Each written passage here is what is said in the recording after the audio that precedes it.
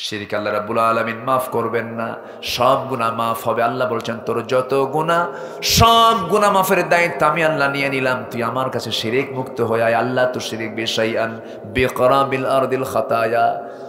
তোমার সমস্ত গুনাহগুলো জমিন ছেয়ে গেছে, কোনো সমস্যা নাই, সব গুনাহগুলো আমি আল্লাহ সব মুছে দেব, সব ইরেজ করে দেব।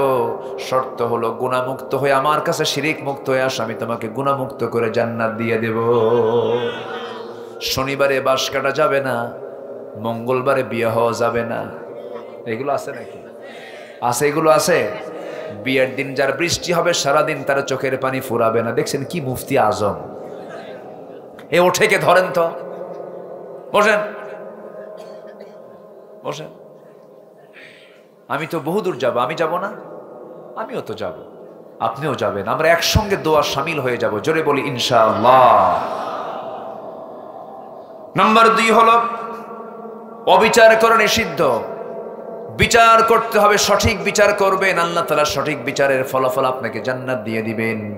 আল্লাহ রাব্বুল আলামিন বলছেন, ও বান্দা, আরশ আজিমের ছায়া আমি 7 শ্রেণীকে রাখবো, এর মধ্যে 1 নম্বর শ্রেণী হলো সঠিক বিচার যারা করে।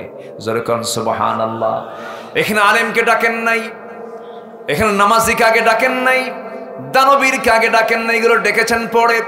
1 নম্বরে বলেছেন যদি কোনো বান্দা দুনিয়াতে সঠিক বিচার করতে পারে, আমিও তো বিচারক, সঠিক বিচার করনেওয়ালাকে আমি আল্লাহ আমার আরশ আজিমের ছায়ার নিচে 1 নম্বর তালিকায় স্থান দিয়ে দেব। জোরে বলে সুবহানাল্লাহ। এই জন্য বিচারকের দাম সবচেয়ে কম না সবচেয়ে বেশি? যদি সে সঠিক বিচার করে, আর সঠিক বিচার না করলে খবর আছে না নাই? আসতে বলবে না, খবর আছে না নাই? খবর আছে। এই সঠিক বিচার যদি আজকে হতো, আল্লামা সাইদিকে আজকে আমরা হারাতাম না, হারাতাম না। বেচারাটা আমাদেরকে ফাঁকি দিয়ে চলে গেছেন। সবাই বাড়িতে ফিরল, উনি আর বাড়িতে ফিরলেন না। আল্লাহ তুমি তার কবরটাকে জান্নাতের টুকরা বানায় দাও। জোরে বলি আল্লাহুম্মা আমিন। বড় আফসোস, সম্মানিত ভাইরা, অনেক ইমাম আল্লামা সাইদির জন্য দোয়া করতে গিয়ে মসজিদের চাকরি হারিয়েছিল। যারা মসজিদের চাকরি থেকে চাকরিচ্যুত করেছে ওদের ঈমান আছে কিনা সন্দেহ, ঠিক কিনা বলেন? একজন মুসলিমের জন্য দোয়া করা তার দায়িত্ব, ঠিক কিনা? চলে গেলেন না, হত্যা করা হলো। বলেন তো, বলেন বলেন বলেন বলেন। তাফসীর মাহফিলের এই প্ল্যাটফর্ম থেকে আউযু বিল্লাহি মিনাশ শাইতানির রাজীম। বিসমিল্লাহির রাহমানির রাহিম।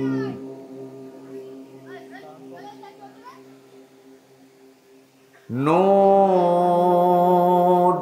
ওয়াল কলমি ওয়া মা ইয়াসতুরুনা মা আনতা বিনি'মাতি রাব্বিকা বিমাজনুন।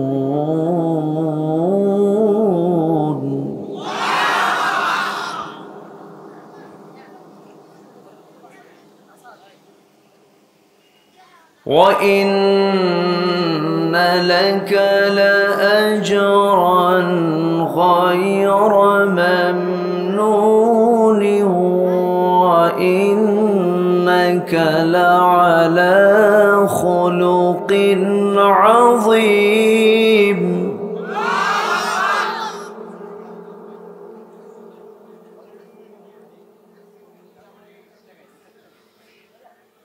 فستبصر ويبصرون بأيكم المفتون.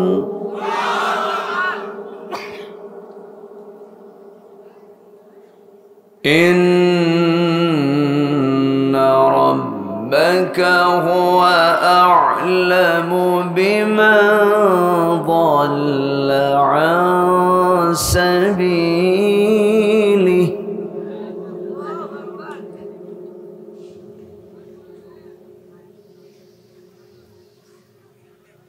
وهو أعلم بالمهتدين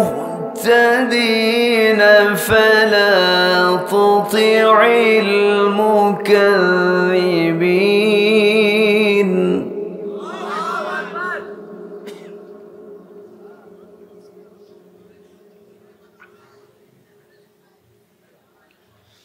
الله أكبر بسم الله الرحمن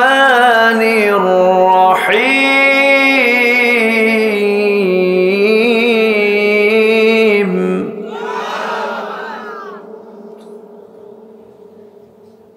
إن الله وملائكته يصلون على النبي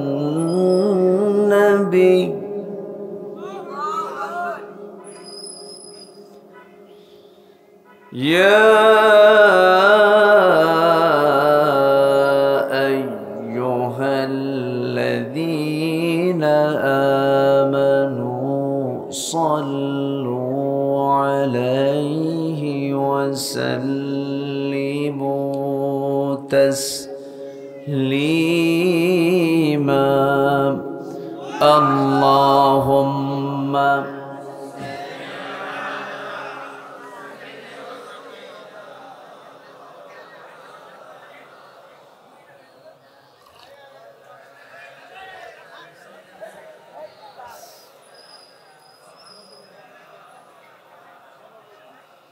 একটু মহব্বত দিয়ে নবীর প্রেমে মাতোয়ারা হয়ে জবান খুলে আওয়াজ দিয়ে সবাই বলুন আল্লাহুম্মা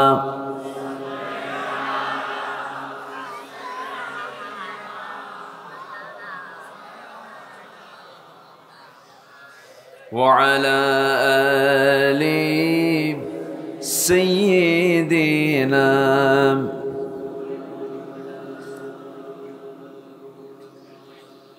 রসুল আমার ভালোবাসা রসুল আমার ভালোবাসা রসুল আমার প্রেম বিরহের মূল আলোচনা রসুল আমার কাজে কর্মে অনুপ্রেরণা রসুল আমার ভালোবাসা আল্লাহুম্মা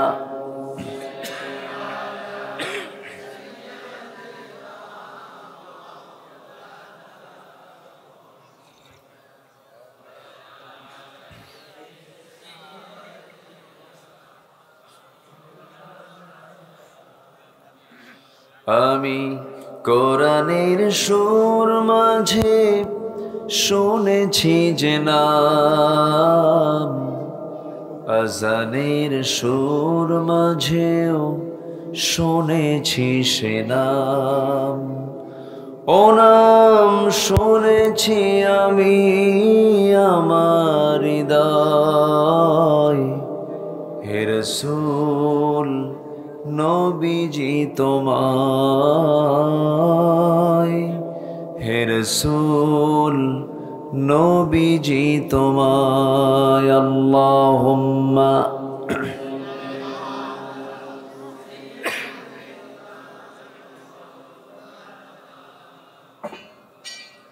ওয়া আলা আলি সাইয়্যিদিনা সবাই বলুন বালাগাল উলা বিকামালিহি কাশাফাত তুজা বিজামালিহি হাসনাত জামিউ খিসালিহি সাল্লু আরবের বুকে মক্কার পরে যেথায় মা আমিনার ঘর খোদার রহমতে কৌসার হয়ে ঝরছে বারংবার বালাগাল উলা বিকামালিহি كشفت التجى بجماله حسنت جميع خصاله سلوا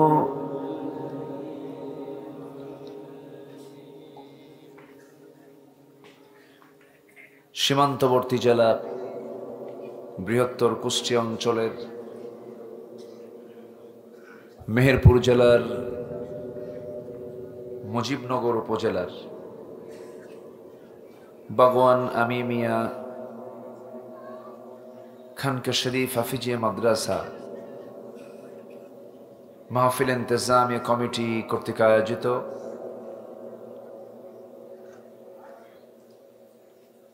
ঐতিহ্যবাহী তাফসীরুল কোরআন মাহফিল 2024 মাদ্রাসা মাঠে অনুষ্ঠিত আজকের এই মহৎ আয়োজনের সম্মানিত সুযোগ্য সভাপতি, আজকের মাহফিলের বরেণ্য সাহেবে সদর জনাব হাফিজ মাওলানা রুহুল আমিন, বরেণ্য অতিথি বরেণ্য আলেমে দ্বীন মাওলানা উসমান গনি জিহাদি, উপস্থিত হাজরাত উলামায়ে কেরাম, ফদলায়ে ইজম,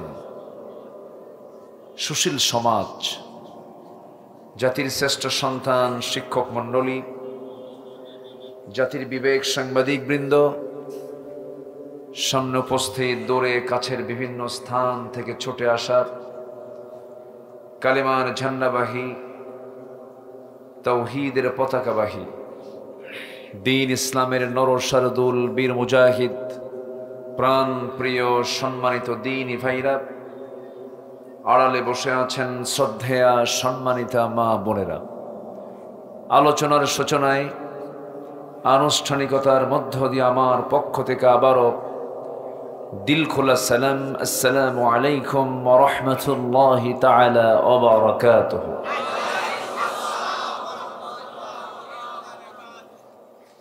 সবাই কেমন আছেন? আমাকে প্রশ্ন করলেন, আল্লাহ তাআলা আমাকে আপনার মতোই আপনার কাতারেই রেখেছেন। বলছি আলহামদুলিল্লাহ। আজকের মাহফিলে যদিও পোস্টারে তার নামটা নাই, আমার বাম পাশে যিনি বসে আছেন সম্মানিত পুলিশ কর্মকর্তা মহোদয়, তাকে ধন্যবাদ জানাচ্ছি। এমন একটি মাহফিলে অংশগ্রহণ করে মাহফিলের সৌন্দর্য শৃঙ্খলা রক্ষার্থে তিনি তার নিজের পক্ষ থেকে তিনি চেষ্টা করেছেন। এই জন্য আল্লাহ রাব্বুল আলামিন তাকে উত্তম জাযায়ে খায়র দান করুন। জোরে বলি আল্লাহুম্মা আমিন। সম্মানিত উপস্থিতি, 2008 সাল, আজকে 2024 সাল, এর মাঝে চলে গেছে কত বছর? 16 বছর। সম্মানিত ভাইয়েরা, আমরা এখানে যারা বসে আছি, আমার এটা বিশ্বাস সবাই সচেতন। যেহেতু মুসলিম হতে হলে অচেতন থাকতে হবে না সচেতন হতে হবে? সচেতন। এমনও ব্যক্তি এখানে আছেন যিনি আমাকে পড়াতে পারবেন। অনেক জ্ঞানী গুণী বিভিন্ন শ্রেণীর মানুষ আমাদের মাহফিলগুলোতে উপস্থিত হয়ে থাকে। সম্মানিত উপস্থিতি, আমরা দীর্ঘ এই 16 বছর বিপরীত স্রোতে আমাদেরকে চলতে হয়েছে। মঞ্চে আজকে এই দৃশ্যের অবতারণা এটি একটি বিরল ছিল ওই 16 বছরে। একজন থানার কর্মকর্তা পার্শ্বে বসে আমাদের সঙ্গে আলোচনায় সামিল হওয়া, এটা একটা কঠিন পরিস্থিতি ছিল। আমাদেরকে কথা বলতে দেওয়া হয়নি, মাহফিল থেকে স্টেজ থেকে নামিয়ে দেওয়া হয়েছে। এরপরে হক কথা বলতে নিয়ে আমাদের কণ্ঠ রোধ করা হয়েছে, বিভিন্নভাবে প্রেশার ক্রিয়েট করা হয়েছে। আজকে আল্লাহ তাআলা আমাদের এই অনুকূল একটি পরিবেশ তৈরি করে দিয়েছেন। কালিমাতুশ শুকর আদায় করি, বলি আলহামদুলিল্লাহ। চিৎকার মেরে বলছি আল্লাহুম্মা ইন্নী আসআলুকা আল হুদা ওয়াত তুকা ওয়াল আফাফা ওয়াল গিনা। সবাই বলি আল্লাহুম্মা আইন্নি আলা যিকরিকা ওয়া শুকরিকা ওয়া হুসনি ইবাদাতিকা। আমরা আল্লাহ তাআলার শুকর আদায় করলাম, বলি আলহামদুলিল্লাহ। আমার উঠতে একটু দেরি হয়ে গেছে, আমি এসেছি অনেক আগে। মাদ্রাসার মাহফিল একটু কালেকশন তো করতেই হয়, কারণ এদেশের মসজিদ মাদ্রাসাগুলো চলে হলো আমার আপনার লাউ আর কদু বেচার টাকা দিয়া। দোয়া করেন আল্লাহ যেন এমন একটি সিচুয়েশন দেশে চালু করে দেন, আমাদের মধ্য দিয়ে যেন এদেশের 4.5 লক্ষ মসজিদ সহ আরো যে হাজার হাজার দ্বীনি প্রতিষ্ঠানগুলো আছে, এগুলো যেন সরকারিভাবে, সরকারি অনুদানে, সরকারের সহযোগিতায় যেন এগুলো চলতে পারে, এমন একটি পরিবেশ যেন তৈরি করে দেন আমার আল্লাহ তাআলা। আল্লাহ কবুল করুন, জোরে বলি আমিন। তখন এরকম করে কালেকশন করা লাগবে না। সম্মানিত ভাইয়েরা, আমি আমার অভ্যাস অনুযায়ী কোরআনে কারীমের গুরুত্বপূর্ণ একটি সূরা, সূরাতুল কালাম থেকে। কলম মানে কি? এই যে কলম, কলম কিন্তু আরবি। কলম শব্দটা কি? লেখা হয় যা দিয়ে, তাকে কি বলে? কলম। কালাম এটা আরবি শব্দ। তাহলে আমরা যখন কলম বলি তখন এর মধ্যে অবশ্যই সোয়াব আছে না নাই? এটা সূরার নাম কি? কালাম। কফ লাম মিম, মা ইয়াসতুরুন, যা দিয়ে লেখা হয়। নুন ওয়াল কলমি ওয়া মা ইয়াসতুরুন, যা দিয়ে লেখা হয়। সূরাতুল কালামের প্রথম দিক থেকে আমি কয়েকটা আয়াতে কারীম আমি তেলাওয়াত করেছি, যেখানে আল্লাহ তাআলা তার রাসূলকে চারিত্রিক সনদের চূড়ান্ত কথা রাসূলকে শুনিয়ে দিয়ে রাসূলকে সান্ত্বনা দিয়েছেন। কোন সময়ে? যে সময় তিনি ছিলেন মক্কার বাসিন্দা। কিসের বাসিন্দা? অনুকূল না প্রতিকূল? অনুকূল না প্রতিকূল? নিরাপদ না বিপদ? বিপদের মুহূর্তে যখন মক্কার অলিতে গলিতে মক্কার কোরাইশরা, এই জালিমগুলো সাহাবী সহ আমার রাসূলকে মানসিক, শারীরিক সব দিক থেকে অত্যাচারের স্টিম রোলার চালিয়েছিল, ঠিক সেই সময় সান্ত্বনার বাণী শুনিয়ে দিয়েছেন আমার রাসূলকে। কে? আসতে বলবেন না কে? বলুন তো, আমরা এখন অশান্তিতে আছি না একটু সান্ত্বনা নিয়ে আছি? আছে কিনা বলেন? এখন কি হামলা মামলা আছে? কি টেনশন ছিল! আল্লাহ তাআলা আমাদেরকে একটু রেহাই দিয়েছেন, তবে আসল বিজয় কিন্তু এখনো আসেনি। বিজয় আসবে সেদিন যেদিন আমরা বাংলার সবুজ ভূখণ্ডের পূর্ব দিগন্তে যখন আমরা ইসলামের সূর্য উদয় হতে দেখব, যেদিন দেখব এই কোরআন দিয়ে সব চলে, সেদিন বুঝবো যে আমাদের এই দেশ বিজয় হয়েছে। বলি আলহামদুলিল্লাহ। আল্লাহ কবুল করুন, জোরে বলি আমিন। আমাদের দায়িত্ব কি এখন জানেন? চিৎকার না দেওয়া। কেন? আমাদের ইসলামের সৌন্দর্যকে এখন প্রকাশ করার, প্রচার করার একটা সময় এখন। ইসলামের সৌন্দর্য আছে না নাই বলেন তো? আচ্ছা, এই সৌন্দর্যে আকৃষ্ট হয়ে যেন অন্য ধর্মের মানুষ, অন্য চেতনার মানুষ এবং আমাদের মাঝেও মুসলিম পরিচয় নামধারী বেঈমানও আছে না নেই বলেন? ওরা যেন ফিরে আসে। ওরাও ঘুষি মারলো, আমরাও ঘুষি মারলাম। ওরাও অত্যাচার করলো, আমরাও অত্যাচার করলাম। ওরাও জেহালাত দেখালো, আমরাও জেহালাত দেখালাম। এটা সমাধান নয়। ইদফা বিল্লাতি হিয়া আহসান, তোমার উত্তম আচরণ দিয়ে ওই মূর্খ লোকটাকে তোমার পথে নিয়ে আসো। আমার কথা কি রাগ করছেন আপনারা? অনেকে আলোচনা শুনতে আসো, হুজুর দেখি কিরকম গরম করে, কিরকম গালিগালাজ দিল হুজুর, হুজুরের সুরটা কেমন, হুজুরের হাব ভাব কেমন। এক একজন এক একটা মোশান নিয়ে মাহফিলে আসে, কিন্তু না, আমরা এসেছি আজকে সেই নিয়তে যা শুনবো আমরা আমল করব। একটু জোরে বলি ইনশা আল্লাহ, আরো জোরে বলি ইনশা আল্লাহ। জি, আল্লাহ কবুল করুন। সম্মানিত ভাইয়েরা, আমার নবীজির সিরাত থেকে কিছু কথা বলার নিয়ত আছে বলে আমি এখান থেকে তেলাওয়াত করেছি। সাথে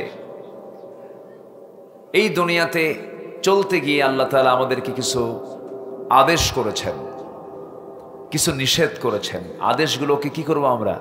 আদেশগুলোকে কি করব? মানব। নিষেধগুলোকে পরিহার করব। কি সুন্দর ভাষা দেখছেন? মেহেরপুর, তো মেহেরপুর, চুয়াডাঙ্গা, এই দুটো অঞ্চলের ভাষা হলো সেম, বইয়ের মতো ভাষা। বলি আলহামদুলিল্লাহ। ঝিনাইদহ, যশোর, সাতক্ষীরা, এরপরে কুষ্টিয়ার মধ্যে পাবনা কিছু ঢুকে গেছে, বিভিন্ন সংমিশ্রণ আছে, কিন্তু ফ্রেশ ভাষা এখনো যেটা লালন করে চলছে সেটা হলো দুটো অঞ্চল, চুয়াডাঙ্গা, মেহেরপুর এবং এই সোজা চৌগাছা, এরপরে বেনাপোলের সাইড দিয়ে এই কর্নারটা, নদিয়ার পাশে যে অঞ্চলগুলো, বাংলার উৎপত্তি হয়েছে নদিয়া থেকে, নদিয়ার পাশে যে অঞ্চলগুলো, এই ভাষাগুলো এই জন্য এত সুন্দর, কারণ ভাষার উৎপত্তি স্থল হলো বাংলার এই এলাকা। বলি আলহামদুলিল্লাহ। তবে আপনাদের ভাষার চাইতে নোয়াখালীর ভাষাটা আরো স্পষ্ট। হাসি মানল।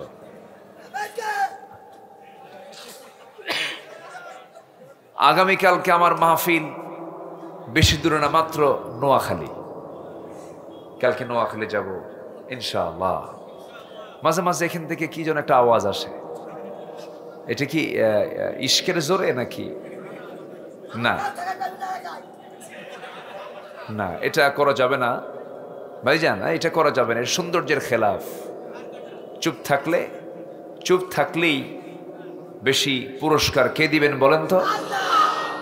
জিহবাকে আমরা ব্যস্ত না রেখে জিহবাকে একটু বিশ্রামে রাখবো। যদি ব্যস্ত রাখতেই হয়, জিহবার ব্যস্ততা থাকবে হলো কার জিকির দিয়া? আসতে বলবেন না, কার জিকির দিয়া? জিহবা যদি ভিজাতেই হয়, কার নামের জিকির দিয়ে ভিজাবো? আল্লাহর নামের জিকির দিয়ে আমরা ভিজাবো। জোরে বলি ইনশাআল্লাহ।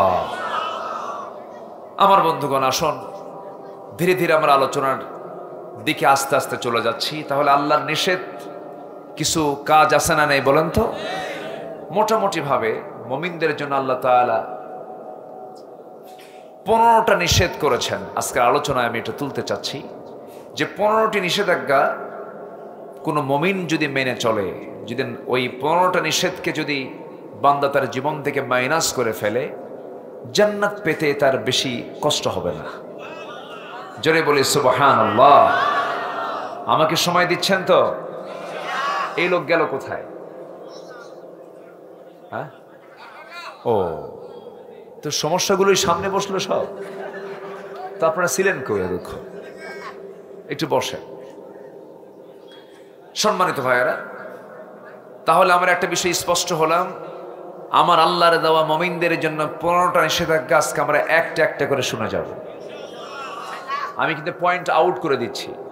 এখন আমরা ধীরে ধীরে আলোচনার গভীরে আস্তে আস্তে চলে যাব। এই আলোচনাকে প্রাণবন্ত করার জন্য সকলের সহযোগিতার প্রয়োজন আছে না নাই? বাড়িতে গিয়ে না এখানে থেকে এটা যেন মনে থাকে। আমি কিন্তু আর বারবার বলবো না যে আপনি উঠতেছেন কেন, যাচ্ছেন কেন। বসবেন, যতক্ষণ শুধু বসবেন আপনি মনে রাখবেন যে আপনার আমল নামা থেকে গুনাহ সাফ হয়ে সওয়াব দিয়ে ভরপুর হয়ে যাচ্ছে। কিসের বরকতে? আসতে বলবেন না, কিসের বরকতে? কোরআনের। আল্লাহ রাব্বুল আলামিন বলেন, ইন্নামাল মুমিনুনা আল্লাযীনা ইযা যুকিরাল্লাহু ওয়াজিলাত قلوبهم وإذا تليت عليهم آياته زادتهم إيمانا وعلى ربهم يتوكلون جل الله أكبر মুমিন তো তারাই, তাদেরকে চেনার জন্য তিনটা গুণের কথা আল্লাহ রাব্বুল আলামিন তুলে ধরেছেন। নাম্বার 1 হলো ইমানদারদের সামনে যখন আল্লাহর নাম না হয়, আল্লাহর ভয়ে তার দিলটা কাঁপতে থাকে। নাম্বার 2 হলো তার সামনে যখন কোরআন তেলাওয়াত করা হয়, ইমানটা শতগুণে বৃদ্ধি পেয়ে যায়। নাম্বার 3 হলো ইমানদাররা সর্বক্ষণ ভরসা রাখে কার উপরে? আসতে বলবেন না, কার উপরে? কত মুরব্বী, কত মাজলুম দোয়া করেছে, আল্লাহ এই জুলুমের কি অবসান হবে না? বলেন, এই দোয়া করেন, এই দোয়া করেন, আল্লাহ তুমি কি সাহায্য করবা না? অনেকে তো এক পর্যায়ে বলেই ফেলে, আল্লাহর কি চোখ কানাই হয়ে গেছে নাকি? যেরকম নাউজুবিল্লাহ। এই জাতীয় কথা বললে তার কি ঈমান থাকে? আমার বন্ধুগণ, আল্লাহ যে শোনেন, আল্লাহ যে বান্দার সকল কিছু বোঝেন, তা 55,000 বর্গ মাইলের সোনার বাংলার এই বান্দাগুলো তা নিজের চোখের সামনে দেখে ফেললো, বাস্তবে দেখে ফেললো। আজ থেকে 16 বছর আগে হাতে কড়া লাগায়া, হ্যান্ডকাপ পরায়া জগদ্দন্য আলেমদেরকে জেলখানা থেকে কোর্টে, কোর্ট থেকে জেলখানায় এই যে নির্যাতনগুলো করা হলো, আজকে সেই বাস্তব রূপ আবার রূপায়িত করে দিতেছেন তিনি আমার কে? আল্লাহ। পাপ বাপকেও ছাড়ে না, জুলুমকে আল্লাহ তাআলা সহ্য করেন না। জুলুম খুব মারাত্মক অপরাধ। কুফুর দিয়ে শাসন চলতে পারে। কোন কাফের যদি রাষ্ট্র চালায়, যদি সে জুলুম না করে, সেই কাফের রাষ্ট্রকে আল্লাহ তাআলা লম্বা করতে পারেন। কিন্তু কোন জালিম যদি জুলুম দিয়ে শাসন কার্য চালাতে চায়, আল্লাহ তা সহ্য করতে পারেন না। ফেরাউন ছিল না? ফেরাউন তার হায়াত ছিল হলো 1600 বছর। কত বছর? 1600 বছর। এরা ছিল কত বছর? 16 বছর। সংখ্যা যে মিলল কেমনে বুঝলাম না। সংখ্যা কিন্তু মিলছে একটু, ঠিক আছে না? সম্মানিত ভাইয়েরা, এখন আমাদের কাজ হচ্ছে আমরা নিজেকে গড়ে তুলব, মানুষের মতো মানুষ হব। জোরে বলি ইনশাআল্লাহ। কাউকে ঠকাবো না, কোনো হারাম কাজে যাব না। যুবকরা কোনো অবৈধ রিলেশন করবা না। ফ্রি ফায়ার, পাবজি, গেমস, এরপরে অশ্লীল দৃশ্য, এই ডিভাইস থেকে তুমি যত দূরে থাকবে, তুমি আল্লাহর তত নিকটে যাবে। আর এই সমস্ত ডিভাইসে যদি তুমি যত বেশি আসক্ত হবে, তোমার তত শয়তান নিকটে আসবে। এটা মাথায় রাখবা। জান্নাতে যাওয়ার ফর্মুলা কিন্তু কঠিন কিছু না। জান্নাত তো আল্লাহ আমাদের জন্যই বানাইছেন, আমাদেরই তো জান্নাত। জান্নাত তো আমার বাবার বাড়ি, এটা আমার বাবার ভিটা, এটা আমার বাপ আদম ছিলেন কোথায়? আমরা কিসের খাবার খেয়েছি আগে প্রথমে বলেন তো? আমার বাপরা কিসের খাবার খাইছে? জান্নাতের। জান্নাতের খাবার খেতে খেতেই আমার বাপের একা ভালো লাগলো না। বললেন, আল্লাহ একা ভালো লাগে না, জীবন সঙ্গিনী দিয়ে দাও। জীবন সঙ্গিনী দেওয়া হলো হাওয়া আলাইহিস সালাতু ওয়াস সালামকে। দুজন জান্নাতের মধ্যে থাকলেন। আল্লাহ কন্ডিশন করে দিলেন, শোনো আদম হাওয়া, থাকো খাও, কোনো সমস্যা নাই, কিন্তু একটা কথা, ফালা তাকরাবা, তাসনিয়ার সিগা, দুজনকে বলেন ফালা তাকরাবা হাদিহি শাজারা, এই নিষিদ্ধ এরিয়ার কাছে তুমি আসবা না, তোমরা দুজনেই নিষিদ্ধ এরিয়ার বাইরে থাকবা। এই যে একটা অর্ডার দেওয়া হলো, নিষেধ করা হলো, শয়তান ওই জায়গায় গিয়ে নক করলো। শয়তান চলে গেছে কোথায়? আসতে কয় শয়তান কোথায় যেতে পারে? চিন্তা কইরেন, মনে হয় মুজিবনগর চেনে না। মুজিবনগর শয়তান চিনে? শয়তান যদি জান্নাত চেনে, শয়তান মুজিবনগর চিনে না? চেনে। জি, এত সুন্দর মানুষ আপনারা, এত সুন্দর পিন পতন নীরব হয়ে কথাগুলো শুনছেন। আমার বন্ধুগণ, শয়তান করল কি? ফাওয়াসওয়াসা লাহুমা, দুজনকে, মাকেও বাপকেও, আমার বাপকে মাকে দুজনকে ওয়াসওয়াসা দিয়ে ফেললো। ফাওয়াসওয়াসা লাহুমা, দুজনকে ওয়াসওয়াসা দিয়ে ফেললো, নিষিদ্ধ বৃক্ষের কাছে চলে গেলেন। আল্লাহ রাব্বুল আলামিন বলছেন, আদম হাওয়া আর হলো না তোমাদের জান্নাতে থাকা। জান্নাতের পোশাক খুলে গেল, জান্নাত থেকে তাদেরকে আল্লাহ রাব্বুল আলামিন দুনিয়াতে পাঠালেন।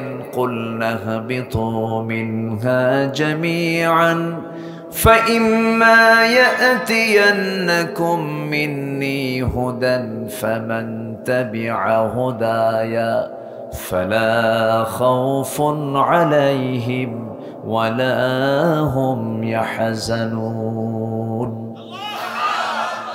ওই যে আমরা আমাদের বাপের ভিটা থেকে বাপকে দুনিয়াতে যখন পাঠায় দেওয়া হলো, এই যে আমরা চলে আসলাম, ওই যে দুনিয়াতে আছি, যারা দুনিয়া থেকে বিদায় হয়ে যাব, আমার বাবার বাপের ভিটার কথা বলা যাবে না। বাপের ভিটায় যেতে হবে, জান্নাতে যেতে হবে, নচেত মান সম্মান সব নষ্ট হয়ে যাবে, বাবার নাম নষ্ট হয়ে যাবে, মার নাম নষ্ট হয়ে যাবে, সুনাম নষ্ট হয়ে যাবে, আল্লাহর বান্দার পরিচয় দিতে আমরা লজ্জা পেয়ে যাব। এই জন্য এই দুনিয়া ছেড়ে যখন মরে যাব, আমাদের টার্গেট হবে আমরা কোথায় যেতে চাই? বলেন কোথায় যেতে চাই? বিড়ি খায় আর নামাজ না পড়া, এই জাতি বিড়ি কম খায় না বেশি খায়?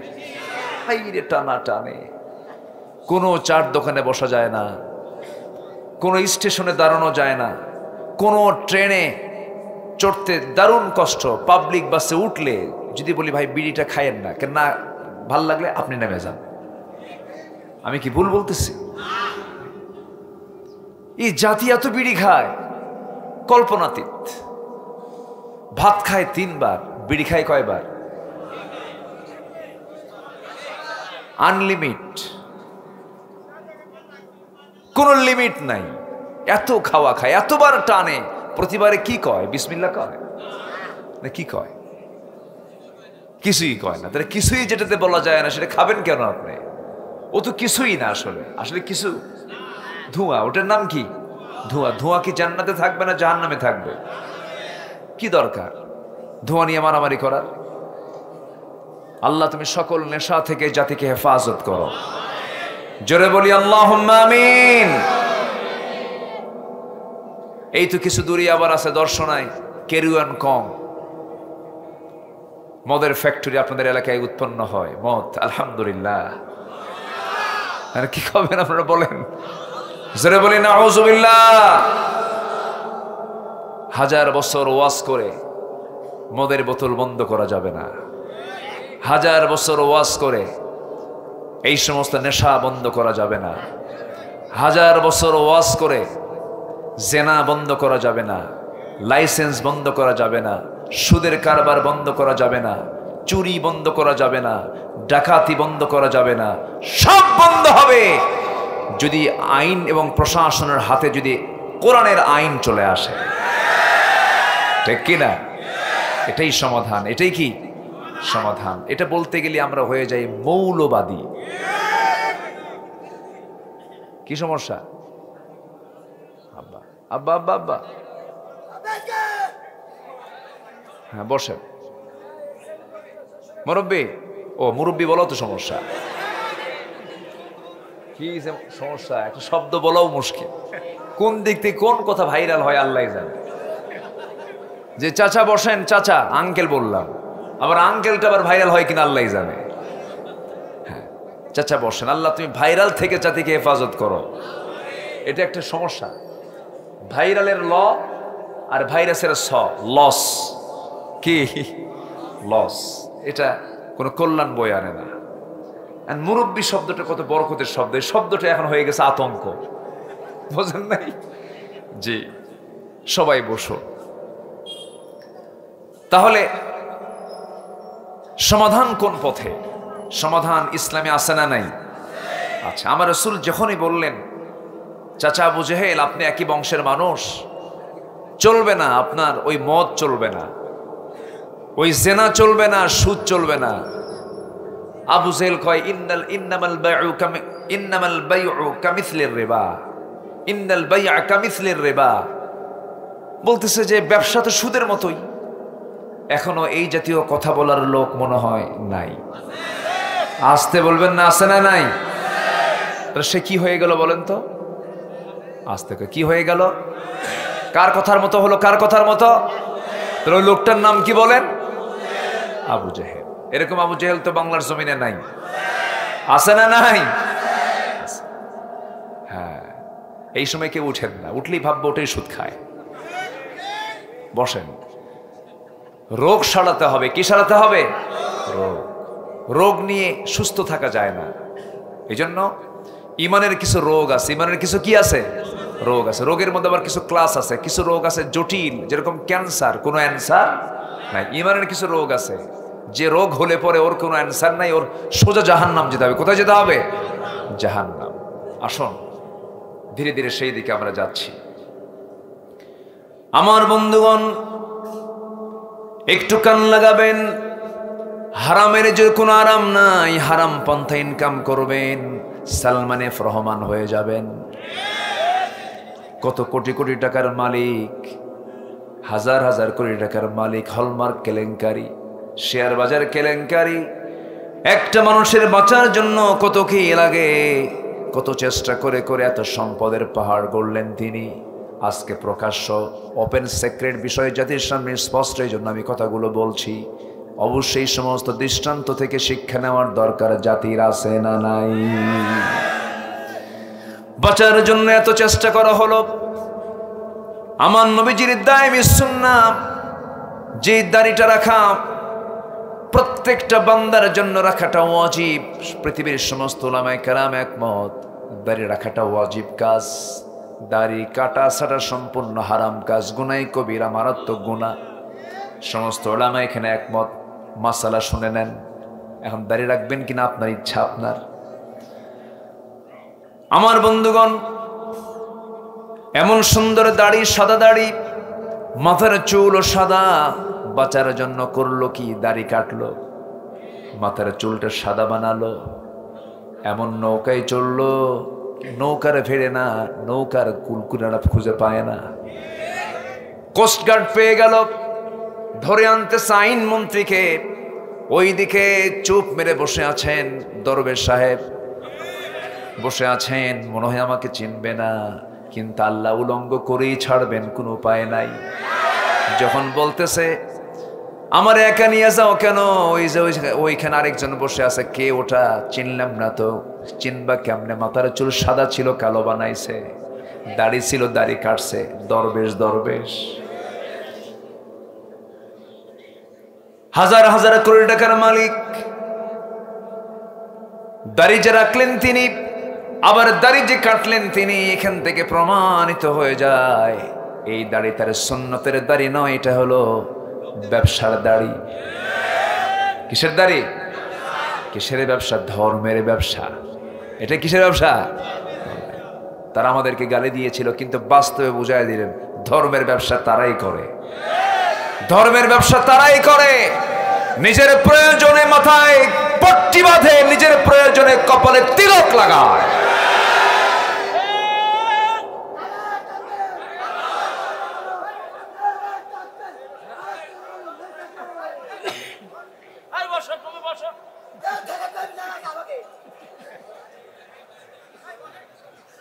সারছে কাম। ও নিজে কয়, নিজেই বোঝে। ও তাও কয় ঠিক। ওয়াজ দ্বারা আমি কি করি? আজকে আলোচনার ভাব গম্ভীর্যের একটু ক্ষতি হয়ে যায় না, ঠিক আছে, ভাব গম্ভীর্য নষ্ট হয়, একটু খেয়াল করেন। ওনাকে একটু নিয়ে যেয়ে একটু চাটা খাওয়ায় নিয়ে আসেন। এই ছোট ভাই, একটু চাটা খাওয়ায় নিয়ে আসেন তো ওনাকে একটু। জি, আমার দিকে একটু তাকান। জি জি, আচ্ছা, ঠিক আছে ঠিক আছে, থাক না, সে তো পজিটিভ, একটু তাল ঠিক থাকে না, এই এমনি পজিটিভ তো, সে বোঝে সব কিছু। আমাদের চাইতে পাগল মানুষগুলো কত পজিটিভ, বোঝেন না? অনেক পাগল অনেক আগেই জান্নাতে চলে যাবে, পাগল তো। আর বুদ্ধিজীবী কিছু আছে, বুদ্ধি বেঁচে খায়, ও যাবে কোথায়? জাহান্নামে যাবে। আল্লাহ তুমি আমাদের সবাইকে ভালো রাখো, জোরে বলি আল্লাহুম্মা আমিন। আমার বন্ধুগণ, তাহলে আমরা বৈধ পথে চলবো না অবৈধ পথে? বৈধ না অবৈধ? শয়তানের পথের ভিতরে বৈধ অবৈধের কোনো চিন্তা থাকে না, কিন্তু জান্নাত যেতে হলে আপনাকে চিন্তা করে জান্নাতের পথ আপনাকে খুঁজে বের করতে হবে।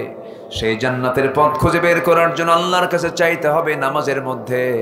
যারা পারেন ঠোঁট মিলিয়ে বলুন, ইয়্যাকা না'বুদু ওয়া ইয়্যাকা নাস্তাঈন ইহদিনাস সিরাতাল মুস্তাকিম সিরাতাল লাযীনা আন'আমতা আলাইহিম গায়রিল মাগদুবি আলাইহিম ওয়ালাদ-দাল্লিন। এরপরে আরো জোরে বলেন, আয় আল্লাহ তাআলা তুমি আমাদের কি সরল সঠিক পথ দেখায় দাও, যে পথে চিরশান্তি। মাগদুব বলতে ইহুদিদেরকে বোঝানো হয়েছে, দাল্লিন বলতে নাসারাদেরকে বোঝানো হয়েছে। আজকে মুসলমানকে বন্ধু না বানায়া ইহুদিকে বন্ধু বানায়, নাসারাকে বন্ধু বানায়, ইহুদি জামাই হয়, খ্রিস্টান জামাই হয়। এমন জামাই আমার দেশেও আছে না নাই? কে কতটুকু ইসলাম মানে বাস্তবতায় তা বোঝা যায়। 18 কোটি তৌহিদি জনতার এই বাংলাদেশে কত মুসলিম পরিবার ছিল, এগুলোকে একটাও তার পছন্দ হলো না। বিলাতে বিয়ে করলেন, ভালো কথা, কিন্তু বিলাত থেকে যে বউটা নেবেন তাকে কালেমা পড়াতে হবে আগে। আসতে বলুন না, জোরে বলুন, ঠিক কিনা? ইসলাম কার মধ্যে কতটুকু গোড়ায় খুঁজলে খুঁজে পাওয়া যায়, ঠিক কিনা? গোড়ায় হাত দিলেই খুঁজে পাওয়া যায়। ওয়ালা তানকিহুল মুশরিকাত হাত্তা ইউমিননা, আল্লাহ তাআলা নিষেধ করে দিয়েছেন কোন মুশরিকা নারীকে বিয়ে করতে যেও না যতক্ষণ না সে ঈমান না এনেছে। ঈমান আনবে না যে বিয়ে হবে না, তার বিয়ে হবে না, জেনা হবে। আর যে বাচ্চাগুলো হবে সেটা হবে জারজ। আর ইহুদি, খ্রিস্টান এবং মুসলমান দেখবেন গাদার ঘোড়ার সংমিশ্রণে যে বাচ্চাটা, এটার নাম হলো খচ্চর। ওটার নাম কি বলেন? খচ্চর। তো ইহুদি, খ্রিস্টান এবং মুসলিম, বা স্বামী হলো মুসলিম, বউ হলো খ্রিস্টান, বউ হলো মুসলিম, স্বামী হলো খ্রিস্টান, এই দুটার সংমিশ্রণে যেটা হবে সেটা হবে খচ্চর। বারাক ওবামার নাম শোনেন না? বারাক ওবামা কোথাকার প্রেসিডেন্ট ছিল? আমেরিকার। বাপ ছিল এক, বউ ছিল আরেক, ওর হয়েছে খচ্চর। আমার বন্ধুগণ, হারাম কোনো কাজে যাওয়া যাবে না, হালাল পন্থা জীবন যাপন করতে হবে। এই জন্য কোরআনটাকে জানার দরকার। আলেমদের না সবার, কোরআন শুধু আলেমের না সবার। এই জন্য জাতিকে আগে শিক্ষা দিতে হবে। জাতিকে আগে কি দিতে হবে? শিক্ষা দিতে হবে। শিক্ষার চাইতে বড় শক্তি আর কিছু নয়। শিক্ষার বিপ্লব হয়ে গেলে গোটা জাতির বিপ্লব হয়ে যাবে। ওরা চেয়েছিল একটা ইসলাম বিরোধী শিক্ষা জাতির মধ্যে কেমনে চাপিয়ে দেওয়া যায়, এটা ছিল সবচেয়ে বড় ষড়যন্ত্র। এখনো সেই ষড়যন্ত্র আছে না নাই বলেন তো? সেই জাতীয় শিক্ষানীতি এখনো আছে না নাই? আচ্ছা, 1 থেকে মাস্টার্স ডিগ্রি নেয়, সূরা ফাতিহা ভালো করে পড়তে পারেন। অবশ্যই শিক্ষা ব্যবস্থায় ত্রুটি আছে। একটা মুসলিম দেশের শিক্ষা ব্যবস্থায় একটা ছাত্র 1 থেকে মাস্টার্স ডিগ্রি পাশ করবে, বিসিএস ক্যাডার হবে, সূরা ফাতিহা পারে না, ভালো করে পড়তে পারে না। যদি এমন কন্ডিশন করা হতো প্রত্যেক বিসিএস ভাইবা পরীক্ষায় প্রত্যেক শিক্ষার্থীকে কোরআনের সূরা ফাতিহা থেকে সূরা নাস পর্যন্ত যে কোনো জায়গা থেকে তাকে 1 পৃষ্ঠা কোরআন শোনাতে হবে তেলাওয়াত করে। এমন কন্ডিশন করলে পরে জাতির প্রত্যেকটা নাগরিকই কোরআন শিখতে বাধ্য হতো। তা কি আছে? বরঞ্চ ফতোয়া দেয় লাকুম দীনুকুম ওয়ালিয়া দীন, বুখারী শরীফের 40 পারা। আগামীকাল ঈদুল আজহার জানাজা নামাজ। কি নামাজ? জানাজা নামাজ। এই হলো ইলমের দৌড়। ওরা আবার বলে আলেমরা কি বোঝে, আলেমরা কি জানে। বহু আগে, এই তো পাশাপাশি জেলা পাবনার আমার একটা মাহফিল ছিল। আমি সেই মাহফিলে শুধু বলেছিলাম আজকে আলেমদের ভুল ধরে হলো আল্লামা সুরঞ্জিত সেনগুপ্ত। যেরকম নাউজুবিল্লাহ, যেরকম নাউজুবিল্লাহ। সুরঞ্জিত তো অনেক আগে চলে গেছে। ইলিয়াস আলী গুম হয়েছে, আল্লাহ ছাড়েন নাই, আল্লাহ তাকেও গুম করে দিয়েছে। জুলুম কখনো টেকসই হবে না। তো একটা কথা মাথায় রাখবেন যে যদি কোনো মাজলুম আল্লাহর কাছে চায়, জুলুমের শিকার হয়ে আল্লাহর কাছে যদি চায়, লাইসা হিজাব, সেই চাওয়ার মাঝে আল্লাহর মাঝে কোনো পর্দা থাকে না। কম চোখের পানি ফেলে নাই মাজলুমরা। ব্রিগেডিয়ার জেনারেল আব্দুল্লাহ আমান আজমি এই দেশের সেনা কর্মকর্তাদের ইতিহাসে সর্বোচ্চ নাম্বার পাওয়া একজন এডুকেটেড, একজন ভদ্র অফিসার আব্দুল্লাহ আমান আজমি। এই লোকটা দীর্ঘ 8টা বছর আয়না ঘরে ছিলেন। কি অপরাধ ছিল তার বলেন? এটার নাম কি স্বাধীনতা? বলেন, এটার নাম কি স্বাধীনতা? উনি আমাকে কেঁদে কেঁদে বললেন, আমি দেখতে গিয়েছিলাম, বলল ভাইজান আমি আল্লাহর কসম করে বলি 8টা বছর আমার এই 2 চোখ সূর্যকে দেখে নাই, আমি সূর্য দেখতে পাইনি। এক একটা সকাল হতো ভাবতাম মনে হয় আমার এই সকালটি আমার জীবনের শেষ সকাল। এক একটা সন্ধ্যা হতো আমার মনে হতো এই সন্ধ্যাটা আমার জীবনের শেষ সন্ধ্যা।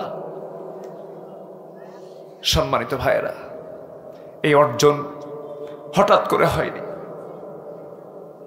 এই সিচুয়েশনটা হঠাৎ করে হয়নি। বহু অফিসার, পুলিশ অফিসারের চোখের পানি ফেলে ফেলে কেঁদেছেন, আমাদেরকে জড়িয়ে ধরে কেঁদে কেঁদে বলেছেন হুজুর আমাদের কিচ্ছু করার নেই, কেঁদেছেন তারা।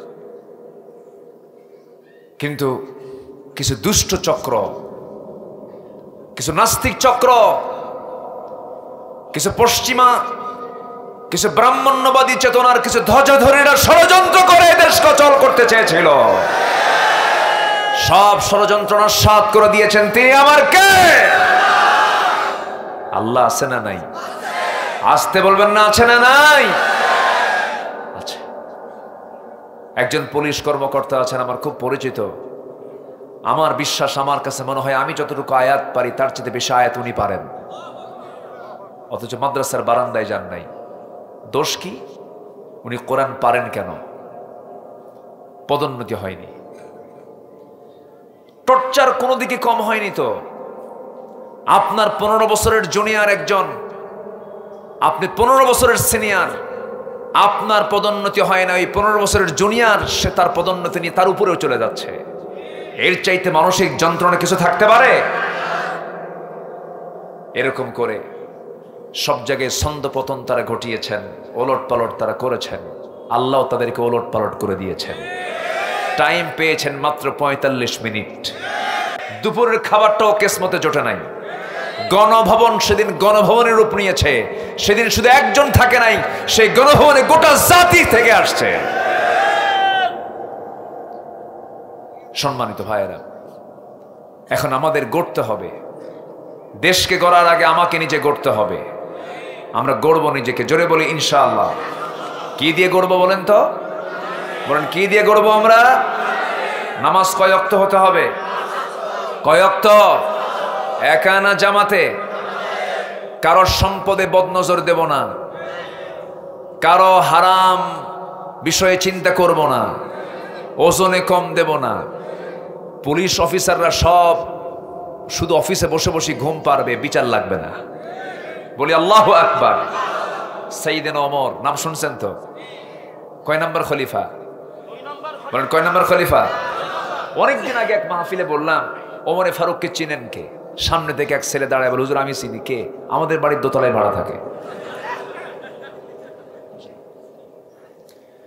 সাইয়েদনা ওমর ফারুক রাদিয়াল্লাহু তাআলা আনহু 2 বছর প্রথম খলিফার আমলে গভর্নরের দায়িত্ব পালন করলেন মদিনায়। 24টা মাস শুধু অফিস টাইমে গেলেন আর আসলেন, বেতন নিলেন মাসে মাসে। 24টা মাস যখন পার হলো, আফসোস করে শেষ দিন বের হয়ে আসতেছেন আর বলতেছেন, আহারে এমন দায়িত্ব পালন করলাম, একটা বিচারও করতে পারলাম না, কারণ অফিসে এই আদালতে কোনো আসামি হাজির হয় নাই 24 মাসে। যেরকম সুবহানাল্লাহ। সব হয়ে গেছে কারো গোলাম, সব ভয় করে প্রশাসনের না আল্লাহর। এই জাতির মধ্যে ভয় ঢুকাতে হবে প্রশাসনের না আল্লাহর। কার ভয় ঢুকাতে হবে? আল্লাহর ভয় ঢুকাতে হবে। কোন নারীর দিকে তাকাবোই না, জেনা হবে কেমনে, ধর্ষণ হবে কেমনে? আল্লাহ বলে দিয়েছেন নারীর দিকে তাকাবে না। ইয়াগুদ্দু মিন আবসারিহিম ওয়া ইয়াহফাযু ফুরুজাহুম।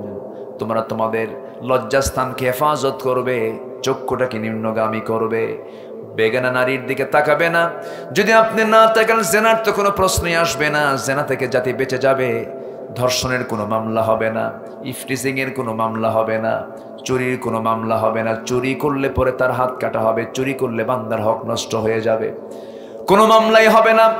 একটা আদর্শ নগর, একটা আদর্শ রাষ্ট্রের বৈশিষ্ট্য হলো রাষ্ট্রে মামলা 0 হয়ে যাবে, মানুষগুলো আল্লাহওয়ালা হয়ে যাবে, সবাই নিজে নিজে সব নিজের ব্যাপারে সচেতন হয়ে যাবে। একটা ঘটনা মনে পড়লো, বলি। কোন এক মহিলা জেনা করেছেন, সাহাবী। বলেন তো কি? সাহাবী। জেনা করার পরে নিজের ভিতরে একটা অনুশোচনা চলে আসলো, হারে এত বড় গুনাহ করে ফেললাম। চোখের পানি ফেলে ফেলে কান্দে আল্লাহর কাছে মাফ চায়। আর মনে মনে চিন্তা করছেন, আল্লাহ এত বড় গুনাহ করেছে, এই শাস্তি নিয়ে আমি এই বড় গুনাহ নিয়ে আমি তোমার সামনে হাজির হওয়ার সাহস করি না। আমি এই শাস্তি আমার দুনিয়ার জিন্দেগিতেই হয়ে যাক।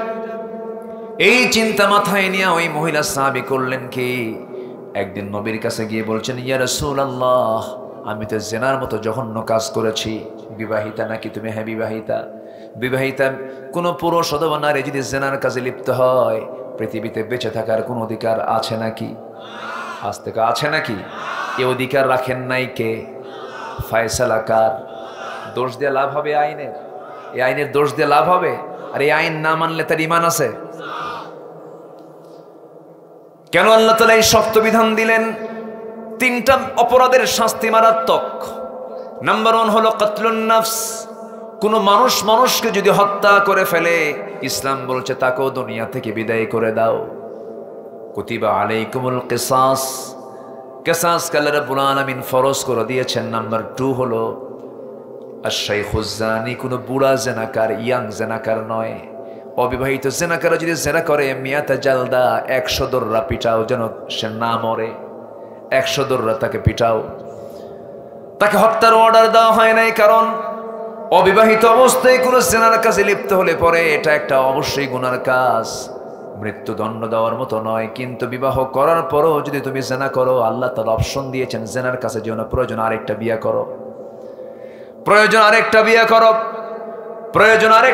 করো, তবু তুমি জেনার কাছে যেও না। আমার বন্ধুগণ, জেনাকে বন্ধ করার জন্য আল্লাহ রাব্বুল আলামিন 4টা পর্যন্ত অপশন দিলেন। এরপরও যদি কোনো বান্দা জেনা করে, এটাকে সীমা রক্ষা হলো না, সীমা লঙ্ঘন হলো। লঙ্ঘন হয়ে গেল, আর যখন জেনার কাজটা বেড়ে যাবে, নতুন নতুন রোগ চলে আসবে, ওই রোগে ইমানদাররা আক্রান্ত হয়ে যাবে, সমাজ আক্রান্ত হবে, মহামারী সমাজের শুরু হয়ে যাবে, বড় ক্ষতি হয়ে যাবে।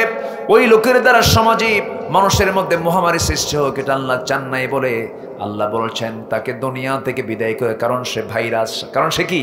ভাইরাস। তাকে দুনিয়া থেকে বিদায় করে দাও। নাম্বার 3 হলো, যদি কোনো বান্দা আল্লাহকে গালি দেয়, রাসূলকে গালি দেয়, কোরআনকে গালি দেয়, দ্বীনকে গালি দেয়, ইসলামের বিরুদ্ধে যদি কথা বলে, সে মুরতাদ হয়ে গেছে। এই 3টা অপরাধের শাস্তি ইসলাম মৃত্যুদণ্ডে দণ্ডিত করতে বলেছে, দুনিয়া থেকে বিদায় করতে বলেছে। ওই মহিলা 2 নম্বর অপরাধ জেনার কাজে তিনি নিজেই স্বীকৃতি দিচ্ছেন। রাসূল বলছেন, তুমি কি জেনা করেছো নাকি? হ্যাঁ হুজুর আমি জেনা করেছি। না করো নাই? না হুজুর জেনা করেছি। না করো নাই? না হুজুর জেনা করছি। বারবার বলছেন। আমার নবীজি বলছেন, মহিলা তুমি তো নিজের জবানবন্দি দিয়ে ফেললে, আর কিচ্ছু করার নাই, সাক্ষী তো আর লাগবে না। জেনার সাক্ষী লাগে 4 জন। কয়জন বলেন? 4 জন। কিন্তু এখানে 4 জনের প্রয়োজন হচ্ছে না, কারণ ওই মহিলা নিজেই সাক্ষী দিয়ে ফেলতেছেন। রাসূল বলছেন, পেটে কোনো বাচ্চা আসছে নাকি? মিন্স বন্ধ হয়েছে নাকি? হ্যাঁ মিন্স বন্ধ হয়ে গেছে, বাচ্চা পেটে চলে আসছে। রাসূল বললেন, কোনো উপায় নাই? ও মহিলা, কোনো উপায় নাই, এই মুহূর্তে তোমার উপরে কোনো আইন কার্যকর করা যাবে না। যাও নিজের বাড়িতে যাও, সন্তান ডেলিভারি না হওয়া পর্যন্ত আমি তোমার উপরে কোনো আইন কার্যকর করতে পারবো না। মহিলা কান্দার বলে, হুজুর বাঁচবো যে গ্যারান্টি কি? রাসূল বলেন, যা আমি তোমার জন্য দোয়া করলাম, যাও। মহিলা চলে গেলেন, বাড়িতে থাকলেন, সেজদায় পড়ে পড়ে কান্দেন, চোখের পানি ফেলে ফেলে কান্দেন, তওবা করেন। কার কাছে কাঁদেন বলেন? আল্লাহর কাছে কাঁদেন। 9টা মাস পূরণ হলো, বাচ্চা ডেলিভারি হয়ে গেল, একদিনও পার হলো না, 2 দিন পার হলো না, 24 ঘন্টার মাথায় এর মধ্যেই ওই মহিলা নবীর কাছে হাজির হয়ে বলছেন, ইয়া রাসূলুল্লাহ, আপনি আমাকে এতদিন পর্যন্ত ওয়েট করতে বলেছেন, সন্তান ডেলিভারি হয়ে গেছে, আপনি আমার উপর আইন কার্যকর করে দেন। রাসূল বলছেন, মহিলা সন্তানটা জীবিত না মৃত? হুজুর সন্তান তো জীবিত রেখে এসেছে। রাসূল বললেন, কোনো কথা নাই, হাউলাইনি কামিলাইন, 2টা বছর তোমাকে দুধ অবশ্যই পান করাতে হবে, যাও তুমি বাড়িতে চলে যাও। সঙ্গে সঙ্গে মহিলা বলে, হুজুর এই লম্বা সময় বাঁচবো কেমনে, তার গ্যারান্টি দেবো? তার গ্যারান্টি কি? রাসূল বললেন, যাও গ্যারান্টি আমি দেবো কেমনে, কিন্তু উপায় তো নাই, সন্তানের হক আছে তোমার স্তনে, দুধ খাও, বাচ্চাকে বড় করো, যাও। মহিলা চলে গেলেন, ভারাক্রান্ত হৃদয় নিয়ে সন্তানকে দুধ পান করান, অন্য খাবারের প্র্যাকটিস গড়ে তোলেন। 6 মাসের মাথায় টোটালি সন্তানের দুধ বন্ধ করে, সন্তানকে কোলে করে নিয়ে টোটালি সন্তানকে দুধ বন্ধ করে দিয়া অন্য খাবারের অভ্যাস গড়ে তুলে সন্তানকে কোলে করে নবীর সামনে হাজির হয়ে বলছেন, ইয়া রাসূলুল্লাহি, এই যে সন্তান দুধ খাওয়া বন্ধ করে দিয়েছে, 3টা বার আপনার স্বর্ণপন্ন হলাম বিচারের জন্য, আজকে দয়া করে ফেরত দিবেন না।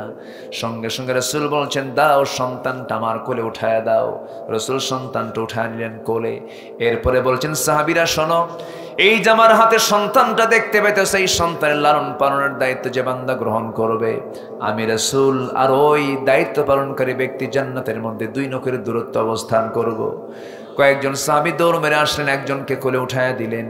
এরপর রাসূল কাঁদা কাঁদা কণ্ঠে বলছেন, ও সাহাবীরা, মহিলাকে নিয়ে যাও, উন্মুক্ত মরু প্রান্তরে পাথর মেরে তাকে দুনিয়া থেকে বিদায় করে দাও। আমার বন্ধুগণ, এই যে একজন অপরাধী অপরাধ করার পর তার মধ্যে আত্মসমালোচনা হয়েছে, আসামি ধরার জন্য পুলিশ লাগলো না, আসামি আটকে রাখার জন্য জেলখানা লাগলো না, আসামি ধরার জন্য কোনো সাক্ষীর প্রয়োজন হলো না, আসামি নিজে হাজির হয়েছে একমাত্র কার ভয়ে?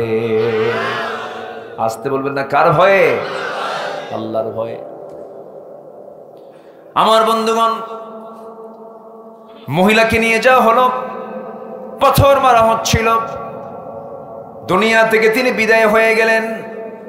সাইয়েদনা আলী রাদিয়াল্লাহু তাআলা আনহু নবীর সামনে এসে বলছেন, ইয়া রাসূলুল্লাহ, ওই মহিলাকে যখন আমরা পাথর মারছিলাম, এমন সময় ওই মহিলার কিছু রক্ত, নাপাক রক্ত আমার গায়ে ছিটকেসে লাগলো। রাসূল লক্ষ্য করে দেখেন, আলী নাসিকা কুঞ্চিত করছেন, নাক শিকায় তুলছেন, ভরসনা করছেন। রাসূল বলছেন, আলী রে, তুমি কাকে ভরসনা করো, নাক শিকায় তুলো কার জন্য তুমি কি জানো?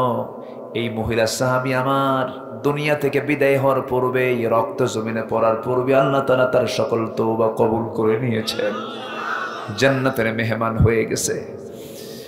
আমার নবীজি বললেন, মহিলা ও সাহাবীরা, এই মহিলারা জানাজার আয়োজন করো, জানাজার দায়িত্ব আমি কাউকে দেব না, আমি রাসূল নিজে তার জানাজা পড়াবো। আমার নবীজি জানাজা পড়ায় দিলেন, জানাজা সম্পন্ন হয়ে গেল। জানাজা সম্পন্ন করার পর আমার নবীজি সাহাবে কেরামকে লক্ষ্য করে বলছেন, সাহাবীরা শোনো, এই যে মহিলার জানাজা সম্পন্ন করা হলো, এই মহিলা জীবনের শেষ মুহূর্ত পর্যন্ত, শেষ নিঃশ্বাস পর্যন্ত যে পরিমাণ তওবা করেছে আর যে পরিমাণ চোখের পানি ফেলে ফেলে কেঁদেছে, এই মহিলার তওবা যদি মদিনার 70 জন গুনাহগারদের মাঝে যদি বন্টন করে দেওয়া হতো, প্রত্যেককে আল্লাহ রাব্বুল আলামিন মাফ করে প্রত্যেককে আল্লাহ রাব্বুল আলামিন জান্নাত বরাদ্দ করে দিতেন। জোরে বলে সুবহানাল্লাহ। কার ভয়? আসতে বলবেন না, কার ভয়? রাসূল এমন চরিত্র সাহাবে কেরামকে উপহার দিয়েছিলেন। আমার নবীজির চরিত্র ছিল মহান। সেই চরিত্র, মহান চরিত্রের ছোঁয়া পেয়ে আবু বকর তৈরি হয়েছেন, ওমর তৈরি হয়েছেন, আলী তৈরি হয়েছেন, ওসমান জিন্নুরাইন তৈরি হয়েছেন। আমাদের জন্য মডেল খোঁজার জন্য ইউরোপে যাওয়া লাগবে না, আমেরিকায় যাওয়া লাগবে না। আমাদের সকল কিছুর মডেল ইসলামে আছে না নাই? আছে না নাই? বুকটা ফেটে যায়। যুবকদের পোশাক ঠিক নাই, যুবকদের চাহনি ঠিক নাই, যুবকদের লেবাস ঠিক নাই, যুবকদের চাল চলন ঠিক নাই। যুবকরা যে পোশাকটা পরে ইসলামের পোশাক নাকি বলেন? মাথার যে চুলটা কাটে এটা কি ইসলামের নাকি বলেন? চুল কাটার আগে একটা ডিজাইন খোঁজে, বলে এই চুলের সাইজটা আমার করে দাও। কিন্তু যুবক চিন্তা করলো না, আমি যখন দুনিয়া থেকে বিদায় নেব রাসূলুল্লাহ আমার জন্য সুপারিশ করবেন। আমার নবীজির মাথার চুলটা কেমন ছিল, আমার নবীজির মুখের দাড়িটা কেমন ছিল, আমার নবীজি কেমন কাপড় পরেছেন, কেমন জুব্বা পরেছেন, কেমন পোশাক পরেছেন, তেমন পোশাক আমার পরতে হবে। এটাই হলো নবীজির সুন্নাহকে মেনে চলা। আজকের যুবকদের মাথার চুলের সাইজ দেখছেন নাকি? দেখেছেন তো মাথার চুলের সাইজ কি? দুই দিকে চুল কেটে চামড়া বের করা, এইদিকেও চুল নাই, এইদিকেও চুল নাই, পিছনেও চুল নাই, চামড়া বের করে মাথার উপরে গোল কইরা সেন্ট মার্টিন দ্বীপ। আছে না নাই? এই হলো মাথার চুল। এরপর এমন শার্ট পরে, শার্টটা এত ছোট, আবার প্যান্ট এত নিচে পড়ে, সীমান্ত বর্ডার। ঠিক আছে না? অথচ প্যান্ট পরার নিয়ম হচ্ছে নাভিতে না নাভির উপরে? নাভির নিচে পরা হালাল না হারাম? সর্বক্ষণের জন্যই বলবো। আপনি বাড়িতে আছেন, ইমার্জেন্সি অর্থাৎ জরুরত, যেটা আরবিতে জরুরত যেটা বলে, জরুরত টাইম ছাড়া নাভির নিচে পোশাক পরাটা কি বলেন? আস্তে কয়, আরো জোরে, আরো জোরে, হারাম। নাভির উপরে পড়তে হবে। সেই প্যান্ট এত নিচে নামছে। আমি মসজিদে ঢুকছি একদিন নামাজ পড়ার জন্য, দেখি এক ইয়াং ছেলে এরকম প্যান্ট আর শার্ট পরে নামাজে দাঁড়াইছে। তো আমি সুন্নতের নিয়ত আগে করলাম না, ভাবলাম দেখি আজকে ওর নামাজটা দেখি। রুকুতে যখন গেছে, রুকুর ঠেলায় দেখি মানে শার্ট উপরে প্যান্ট নিচে, মাঝখানে কিছু নাই। তো ভাবলাম এই তো রুকু, সেজদায় যে কি হবে আল্লাহ জানে। সেজদায় যখন গেছে তখন দেখে প্যান্ট খুইলে আন্ডার প্যান্ট বের হয়েছে। আমি কি ভুল বলছি? আমি কি ভুল বলছি? এগুলো পোশাক ছেড়ে দাও, অবৈধ রিলেশন ছেড়ে দাও। বিবাহ পূর্ব কোনো প্রেম হয় না, বিবাহ পূর্ব হয় নোংরামি, জেনা। বিবাহ পূর্ব কোনো প্রেম আছে? আজকের দেশের যে সিনেমা নাটকগুলো দেখানো হয়, সম্পূর্ণ জেনাকে সুরসুরি দেওয়ার জন্য দেখানো হয়। ফেসবুকে চোখ রাখার মতো কোনো সুযোগ নাই। জাতীয় লুচ্চাগুলো হয় সিনেমার নায়ক আর নায়িকা, চরিত্র নাই এদের। এদের বিবাহ, এদের পারিবারিক জীবন তো অশান্তি। কার বউ নিয়ে কে শুয়ে থাকে তার কোনো হুঁশকাণ্ড নাই, ঠিক কিনা? এই সমস্ত অশ্লীল সিনেমা নাটক সমাজের দর্পণ নয়, সমাজ ধ্বংস করার হাতিয়ার এগুলো। কিসের সেন্সর বোর্ড এগুলো? অকাম এগুলো সব। এগুলোকে ঢেলে সাজাতে হবে, এগুলোকে সাজানো দরকার। কোমর বের করা, পিঠ বের করা, হাত পা বের করা, নোংরা পোশাক পরে যে অভিনয় হয়, এটা কোনো অভিনয় নয়, এটা কোনো সিনেমা নয়, এটা জিনার কারবার। এগুলো কথা বললে আমরা দোষী হয়ে যাই, বলে যাব হারাম কথাগুলো। হারামের বিরুদ্ধে আমাদের অবস্থান নেওয়ার দরকার আছে না নাই? আসতে বলবেন না, আছে না নাই? আমার মার সম্মান দিয়েছেন কে? আমার মার কাপড় শরীর ঢাকতে কি 4 গিরা দরকার না 4 গজ দরকার? বলেন কয় গজ দরকার? কিন্তু আজকে মেয়েরা ঢাকে কয় গিরা দিয়া? 4 গিরা দিয়া। 1971 সালে দেশ স্বাধীন হয়েছে।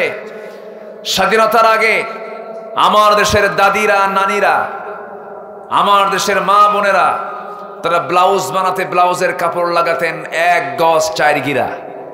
1 গজ, যা দিয়ে হাত পর্যন্ত, কোমর পর্যন্ত, পেট পর্যন্ত, পিঠ সব ঢেকে যেত। দেখার কোনো সুযোগ দিতেন না আমার সেই দাদি নানিরা। দেশ স্বাধীন হওয়ার পর স্বাধীনতার 54 বছরে এসে এমন স্বাধীন হইছে, স্বাধীনতার ঠেলায় 1 গজই বাদ আছে খালি 4 গিরা। আমি কি ভুল বলছি? মাকে কাপড় চোপড় ঢেকে দেওয়ার দায়িত্ব কার?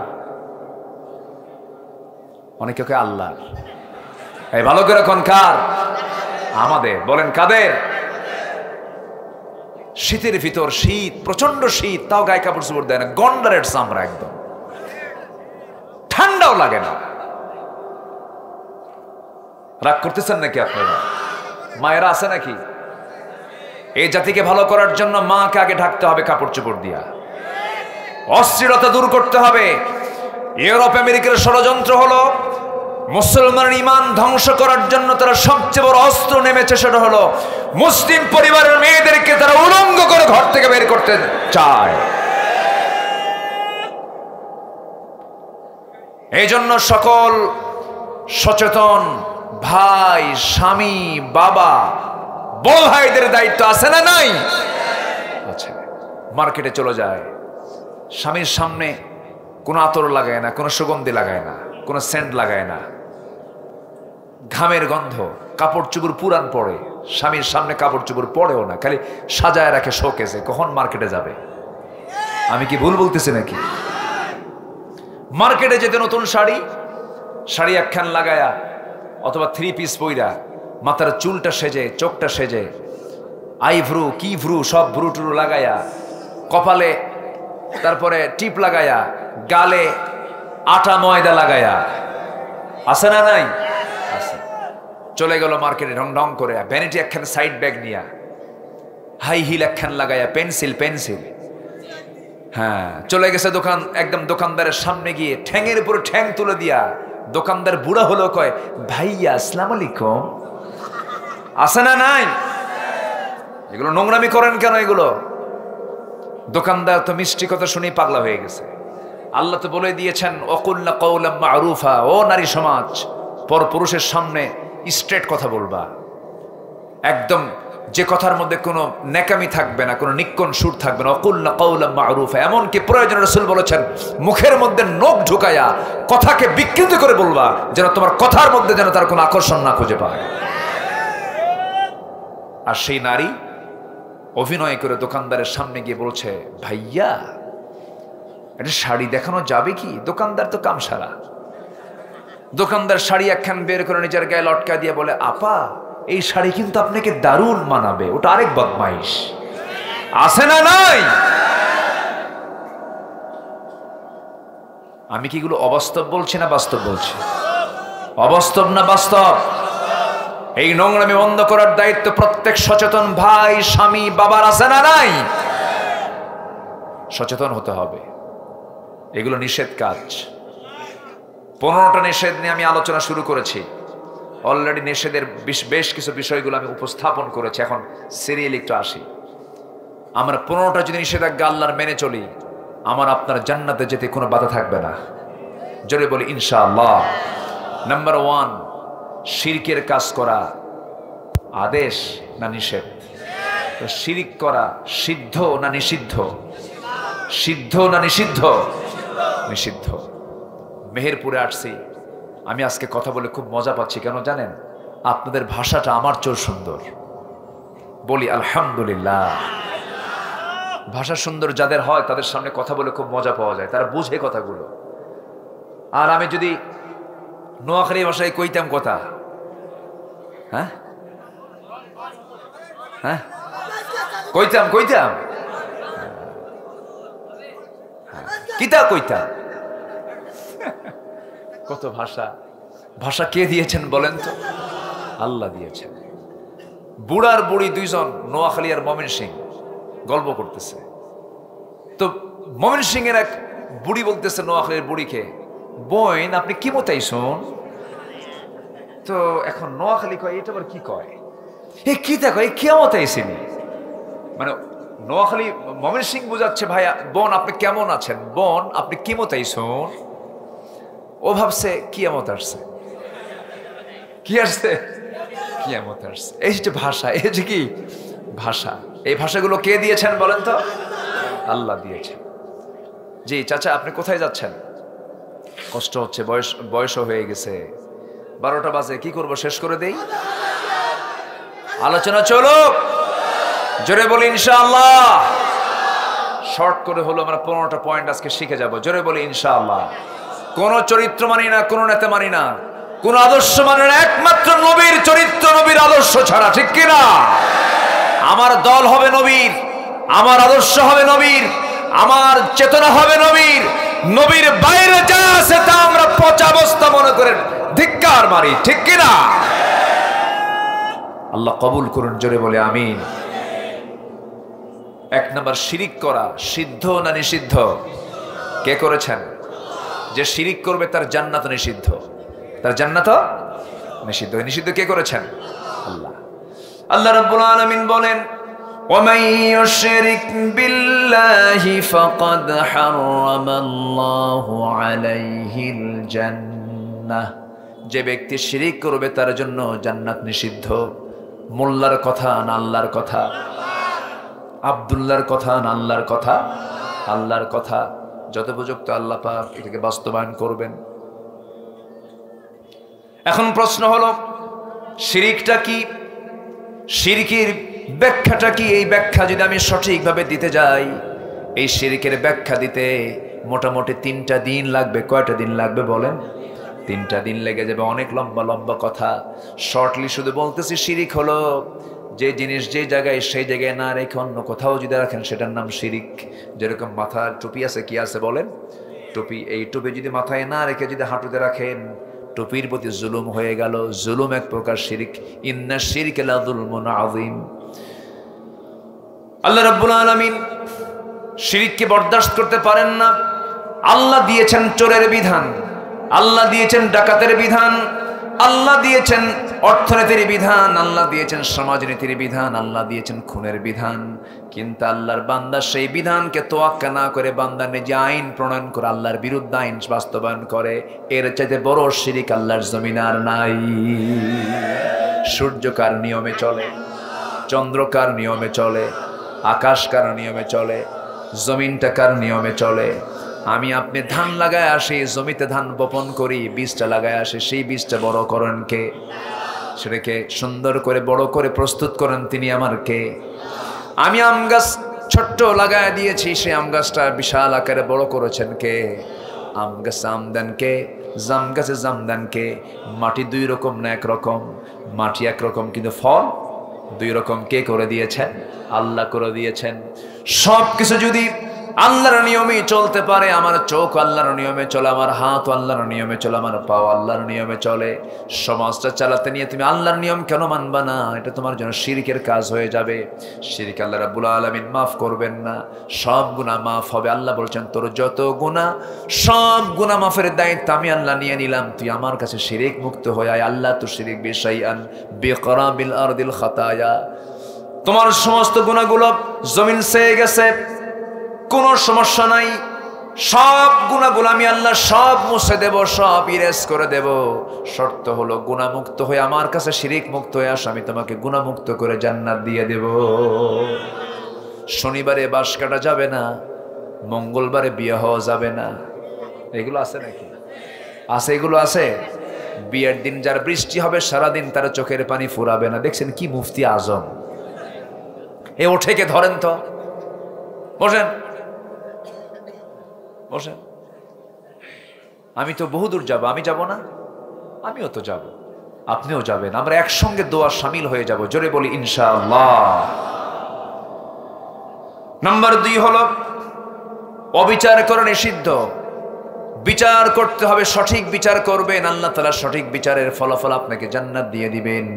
আল্লাহ রাব্বুল আলামিন বলছেন, ও বান্দা, আরশ আজিমের ছায়া আমি 7 শ্রেণীকে রাখবো। এর মধ্যে 1 নাম্বার শ্রেণী হলো সঠিক বিচার যারা করে। জোরে কোন সুবহানাল্লাহ। এখানে আলেমকে ডাকেন নাই, এখানে নামাজিকে আগে ডাকেন নাই, দানবীরকে আগে ডাকেন নাই, এগুলো ডেকেছেন পরে। এক নম্বরে বলেছেন যদি কোনো বান্দা দুনিয়াতে সঠিক বিচার করতে পারে, আমিও তো বিচারক, সঠিক বিচার করনেওয়ালাকে আমি আল্লাহ আমার আরশ আজিমের ছায়ার নিচে এক নম্বরের তালিকায় স্থান দিয়ে দেব। জোরে বলে সুবহানাল্লাহ। এই জন্য বিচারকের দাম সবচেয়ে কম না সবচেয়ে বেশি? যদি সে সঠিক বিচার করে, আর সঠিক বিচার না করলে খবর আছে না নাই? আসতে বলবে না, খবর আছে না নাই? খবর আছে। এই সঠিক বিচার যদি আজকে হতো, আল্লামা সাইদিকে আজকে আমরা হারাতাম না, হারাতাম না। বেচারাটা আমাদেরকে ফাঁকি দিয়ে চলে গেছেন। সবাই বাড়িতে ফিরল, উনি আর বাড়িতে ফিরলেন না। আল্লাহ তুমি তার কবরটাকে জান্নাতের টুকরা বানায় দাও। জোরে বলি আল্লাহুম্মা আমিন। বড় আফসোস। সম্মানিত ভাইরা, অনেক ইমাম আল্লামা সাইদির জন্য দোয়া করতে গিয়ে মসজিদের চাকরি হারিয়েছিল। যারা মসজিদের চাকরি থেকে চাকরিচ্যুত করেছে, ওদের ঈমান আছে কিনা সন্দেহ, ঠিক কিনা বলেন? একজন মুসলিমের জন্য দোয়া করা তার দায়িত্ব, ঠিক কিনা? চলে গেলেন না, হত্যা করা হলো। বলেন তো, বলেন বলেন বলেন বলেন।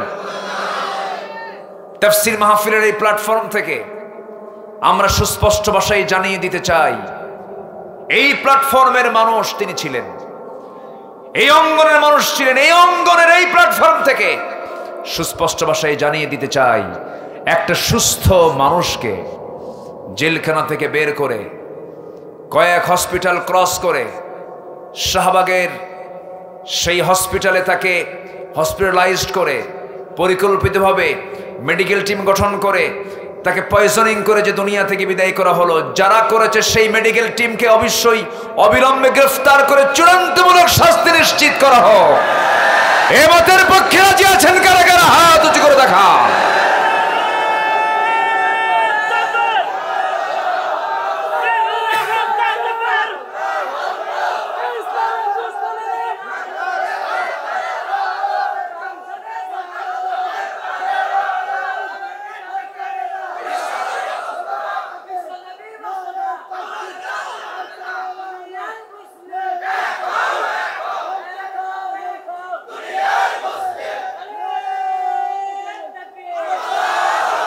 আল্লাহ কবুল করুন। জোরে বলি আমিন।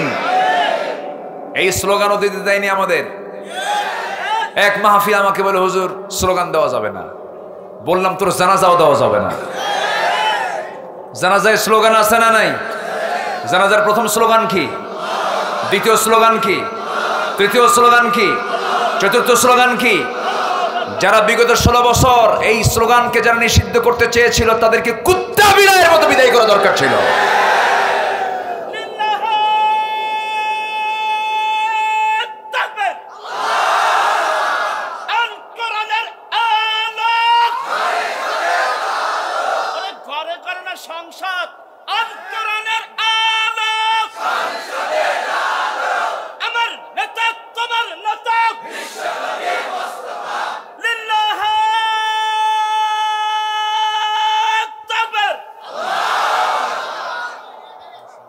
আল্লাহ কবুল করুন।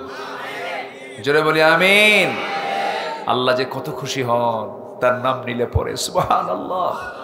দুনিয়াতে আপনি বারবার মানুষকে ডাকবেন, খেপে যায়, রেগে যায়। আল্লাহ বলে তুই আমার যত ডাকবে আমি তত খুশি হয়ে যাব। বেশি ডাকলে খুশি হন, তিনি একমাত্র পৃথিবীতে একজন, তিনি আমার কে? নামাজ পড়বো না ভাই? কয়েকটা নামাজ পড়বো? 5 ওয়াক্ত। তাহলে বিচার করব না অবিচার করব? কিছু বাবা আছে ছেলের অবিচার করে, আছে কি না? ছেলেকে একটা কম দেয়, আরেকটাকে বেশি দেয়। এটা কি বিচার না অবিচার? বাপ হইছেন কিন্তু উপায় নাই, জাহান্নাম যেতে হবে। এক ছেলেকে 3 বিঘা লিখে দেয়, আরেক ছেলেকে দেয় না। আছে? আছে কিনা? আছে কিনা? এটা করা যাবে? এটা হালাল না হারাম? এটা সঠিক বিচার না অবিচার হলো? অবিচার হলো। অবিচার বলতে এখানে শুধুমাত্র রাষ্ট্রীয় কাঠামোকে বোঝায় নাই। আপনার স্ত্রীর হক আছে, আপনি সঠিকভাবে হক আদায় করলেন না, আপনি অবিচার করে ফেললেন। অনেক স্বামী আছে বইয়ের প্রতি অবিচার করে, আবার অনেক স্ত্রী আছে স্বামীর প্রতি অবিচার করে, যে ব্যবহার পাওয়ার উপযুক্ত যোগ্যতা সেই উপযুক্ত ব্যবহার স্বামীকে দেখায় না। আছে কিনা? আছে কিনা? আছে। হয়তো স্বামীর অবস্থাটা একটু খারাপ, দুর্বল, শ্বশুর বাড়ির মানুষগুলো একটু দুর্বল, গরিব মানুষ, বাবার বাড়ি, মেয়েটার বাবার বাড়ি ধনী মানুষ, দেখবেন খুব খারাপ আচরণ করে, অবিচার করে ফেলে। এমনকি এমন মহিলাও আছে স্বামীকে থাপড়ায়, এমন স্বামীও কিন্তু দুনিয়াতে, এমন বউ দুনিয়াতে আছে। এগুলো অবিচার। আমার বন্ধুগণ, কোনো ক্ষেত্রে কোনো বিচার করা যাবে না। আপনি বড় কর্মকর্তা, আপনার অধীনে যারা আছে, আপনি তুই তাকার করতে পারবেন না, খারাপ ব্যবহার করতে পারবেন না। হয়তো আপনার পদোন্নতি হয়েছে, আপনি বড় অফিসারের পদে বসেছেন, কিন্তু সে তো আল্লাহর গোলাম। সে হয়তো সাধারণ কোনো কর্মকর্তা হতে পারে, আপনি বড় কর্মকর্তা হতে পারেন, কিন্তু সম্মান, শ্রদ্ধা, স্নেহ কোনো অংশে কম রাখা যাবে না। যদি কম বেশি করেন, এটা বিচার না অবিচার, অবিচার হয়ে যাবে। এইরকম করে প্রত্যেকটা জায়গায় সঠিক বিচার করতে হবে। ওমরে ফারুক রাদিয়াল্লাহু তাআলা আনহু তিনি সফরে বের হয়েছেন, প্যালেস্টাইন সফরে বের হয়েছেন। তিনি এক ভৃত্যকে সাথে নিয়ে ভৃত্যকে বললেন, ভৃত্য, আমি উটের পিঠে চললাম, তুমি লাগামটা ধরো। লাগাম ধরে ধরে যাচ্ছেন উটের, ওই ভৃত্যটা চলতে চলতে পা লেগে গেছে। ওমরে ফারুক বলছেন, ভৃত্য, তুমি এখন আমার উটের পিঠে চড়ো, আমিও লাগামটা ধরি। ভৃত্য বলছে, এটা কেমন করে হয়? আপনি খলিফাতুল মুসলিমিন, অসম্ভব ব্যাপার। না না, এটা হতে পারে না। ওমরে ফারুক বলছেন, ও আমার ভাই, আমি রাষ্ট্রের প্রধান হতে পারি, তুমিও বান্দা, আমিও বান্দা। আজকে যদি আমি এই সমতা রক্ষা না করি, কিয়ামতের দিন আল্লাহ পাক আমাকে জালিমের কাতারে শামিল করবেন। উঠায় দিছে ভৃত্যকে উটের পিঠে, জায়গা মতো জায়গায় পৌঁছে গেছে। যখন ওমরে ফারুক আসতেছে, সবাই উঠে বসে থাকে। সেই ভৃত্যকে ওমর মনে করে বলছে, ওমর, আপনাকে ওয়েলকাম জানাচ্ছি। ভৃত্য কয়, চাকর, আমি তো ওমর নই, লাগামটা ধরে আছে সেই লোকটাই ওমর। জোরে বলে সুবহানাল্লাহ। এই ব্যবহার দেখেই বলে ফেলছে, আশহাদু আল্লা ইলাহা ইল্লাল্লাহ। সম্মতা। সাইয়েদনা ওমর ফারুক রাদিয়াল্লাহু তাআলা আনহু একদিন এশার নামাজটা পড়ায়া ইমামতির দায়িত্ব তিনি পালন করেছেন। যারা এই রাষ্ট্রপ্রধান হবে তারা নামাজ পড়বে না পড়াবে? আজ তারা পড়বে না পড়াবে? আবু বকর পড়ছেন না পড়াইছেন? ওমরে ফারুক পড়েছেন না পড়াইছেন? ওসমান জিন্নুরাইন তিনি পড়ছেন না পড়াইছেন? আলী তিনি পড়েছেন না পড়াইছেন? আমার নবীজি পড়েছেন না পড়াইছেন? যাই হবে নেতা, সে হবে মুসল্লি না ইমাম? বলেন বলেন বলেন বলেন। ইমাম। সাইয়েদনা ওমর ফারুক রাদিয়াল্লাহু তাআলা আনহু এশার নামাজ পড়ায়া ঘরের মধ্যে ঢুকে বলছেন, আমার স্ত্রী, একটু খাবার দাও, ঘুম তো আসে না, জনগণকে না দেখলে আমার ঘুম হয় না। তিনি খেলাফতের দায়িত্ব পালনের পর থেকে ওই যে অসুস্থ হলেন, সে অসুস্থতা মৃত্যু পর্যন্ত তাকে নিয়ে চলে গেল, শুকায় গিয়েছিলেন। তাকে বলা হলো, ওমর, এরকম শুকায় যান কেন? তিনি বলছেন, তোমরা আমাকে যে দায়িত্ব দিয়েছো, এই দায়িত্ব আমাকে স্বাস্থ্যহীন করেছে। আমার ঘুম হয় না, আমার ঘুম হয় না, আমার ঘুম হয় না, জনগণকে না দেখলে আমার ভালো লাগে না। এশার নামাজ পড়ে তার প্রত্যেকটা রাত ডিউটি ছিল তার প্রতিবেশীকে দেখতে যাওয়া। এক রাতে প্রতিবেশীকে দেখতে গেলেন, প্রতিবেশীর ঘর থেকে কান্নার আওয়াজ আসে, বাচ্চারা কান্দে। কান্দে কেন? এই বাড়িতে মা নাই নাকি? বাচ্চার মা নাই নাকি? বাচ্চার মা বের হয়ে আসছে। কান্দে কেন বাচ্চারা এত রাতে? খাবার নাই কেন? তোমার স্বামী কি হয়েছে? স্বামী মারা গেছে, আমি বিধবা মানুষ, চুল পরিমাণ কোনো খাবার নাই, শুধু পানি জাল দিচ্ছি, অভিনয় করতেছি, কি করবো? এই জন্য সন্তানগুলো কান্দে। ওমরে ফারুক কাঁদতে কাঁদতে চলে আসছেন খাজানায়, খাদ্য গোদামে চলে আসছেন। এক বস্তা আটা নিজের পিঠে বহন করে নিয়ে আসতেছেন। ম্যানেজার বলছে, ওমরে ফারুক রাদিয়াল্লাহু তাআলা আনহু, আমাকে দেন দায়িত্ব, আমি নিজে পৌঁছায় দেব। ওমরে ফারুক বলছেন, কিয়ামতের দিন আমার আমলনামা তোমার পিঠে যাবে না, আমার দায়িত্ব আমাকে পালন করতে দাও। চলে গেছেন, চলে গিয়ে বিধবার হাতে আটার বস্তা তুলে দিয়ে বলছেন, আমি ওমর তোমাকে দিয়ে গেলাম, আবার যখন ফুরে যাবে আমাকে সংবাদ দিবা। ওমর নিজের দায়িত্বে তোমার ঘরে আটার বস্তা পৌঁছাইয়া দেবে। চলে গেছেন আরেকটা বাড়ির সামনে, হাউমাউ করে কান্দে এক মহিলা, চিৎকার করে করে কাঁদতেছে, যেন কি যেন হয়ে গেছে। খবরটা নিলেন। ওই মহিলার কান্দার হেতু হলো বাচ্চা পেটে আসছে, সন্তান ডেলিভারির সময় হয়েছে, কিন্তু ধাত্রী নাই, বাচ্চা ডেলিভারি হচ্ছে না। মহিলা মারা যেতে পারে অথবা সন্তান মারা যেতে পারে। দেরি করলেন না, গভীর রাতে সোজা বাড়িতে এসে বউটাকে ডাক দিয়ে বলছেন, বউ আমার, বড় বিপদ হয়ে গেছে, কি বোরকাটা পড়ো, বউটাকে সঙ্গে করে নিয়ে বাড়িতে আগে কিছু না বলে ওই বাড়ির সামনে দাঁড় করায় বউটাকে লক্ষ্য করে বলছে, বউ আমার, আল্লাহর কসম করে বলি, আমরা কিন্তু শাসক নই, আমরা হলাম জনগণের খাদেম, আমরা জনগণের খাদেম। অতএব এই ঘরের মধ্যে একজন মহিলার সন্তান ডেলিভারির যন্ত্রণা শুরু হয়েছে, কিন্তু নার্স নাই, ধাত্রী নাই। আজকে তোমাকে আমার বউ হওয়ার পরও তোমাকে নার্সের দায়িত্ব পালন করতে হবে। অর্ধ দুনিয়ার অর্ধ জাহানের শাসনকর্তার বউ হয়ে গেছেন একজন নার্স, একজন ধাত্রী। আল্লাহু আকবার বলেন। অবিচার না বিচার? বলেন অবিচার না বিচার? অন্যায় না ন্যায়? অমানবতা না মানবতা? ওমরে ফারুক রাদিয়াল্লাহু আনহু বউকে ঢুকায়া দিলেন, নার্সের দায়িত্ব পালন করলেন। ইয়াদিলু হুয়া আকরাবু লিত্তাকওয়া, সঠিক বিচার করো, মানবিক হও, এটাই হলো তাকওয়ার সবচেয়ে শ্রেষ্ঠ পন্থা। এই কাজটা তুমি করতে থাকো, আল্লাহ তোমাকে জান্নাত দিয়ে দিবেন। আমার বন্ধুগণ, আবু বকর সিদ্দিক রাদিয়াল্লাহু তাআলা আনহুর খেলাফত আমল, তিনি বিশাল রাষ্ট্রের তিনি রাষ্ট্রপ্রধান, তার প্রতিবেশী একজন বুড়ি মহিলা ছিলেন। প্রত্যেকটা দিন ফজরের আগ দিয়ে তিনি খালি পায়ে যেতেন, বুড়ির ঘরের মধ্যে সমস্ত কাপড় চোপড়গুলো ধুয়ে ধুয়ে দিতেন, প্লেটগুলো ধোয়া দিতেন, খেজুরগুলো তাকে খাওয়াইয়া দিতেন। পরপর 2 বছর এই খেদমত করলেন, তিনি মারা গেছেন। বুড়ি জানে না খলিফাতুল মুসলিমিন মারা গেছেন। সেই দায়িত্ব কাঁধে এসেছে ওমরে ফারুক রাদিয়াল্লাহু আনহুর, কাঁধে এসেছে দায়িত্ব। ওমরে ফারুক রাদিয়াল্লাহু আনহু ওই মহিলার খেদমত করতে গেছেন, কাপড় চোপড় ধুয়ে দিয়েছেন, খেজুরটা ধুয়ে যখন তার সামনে দিয়েছেন, খেজুর খেতে নিয়ে দেখেন খেজুরের মধ্যে বিচি।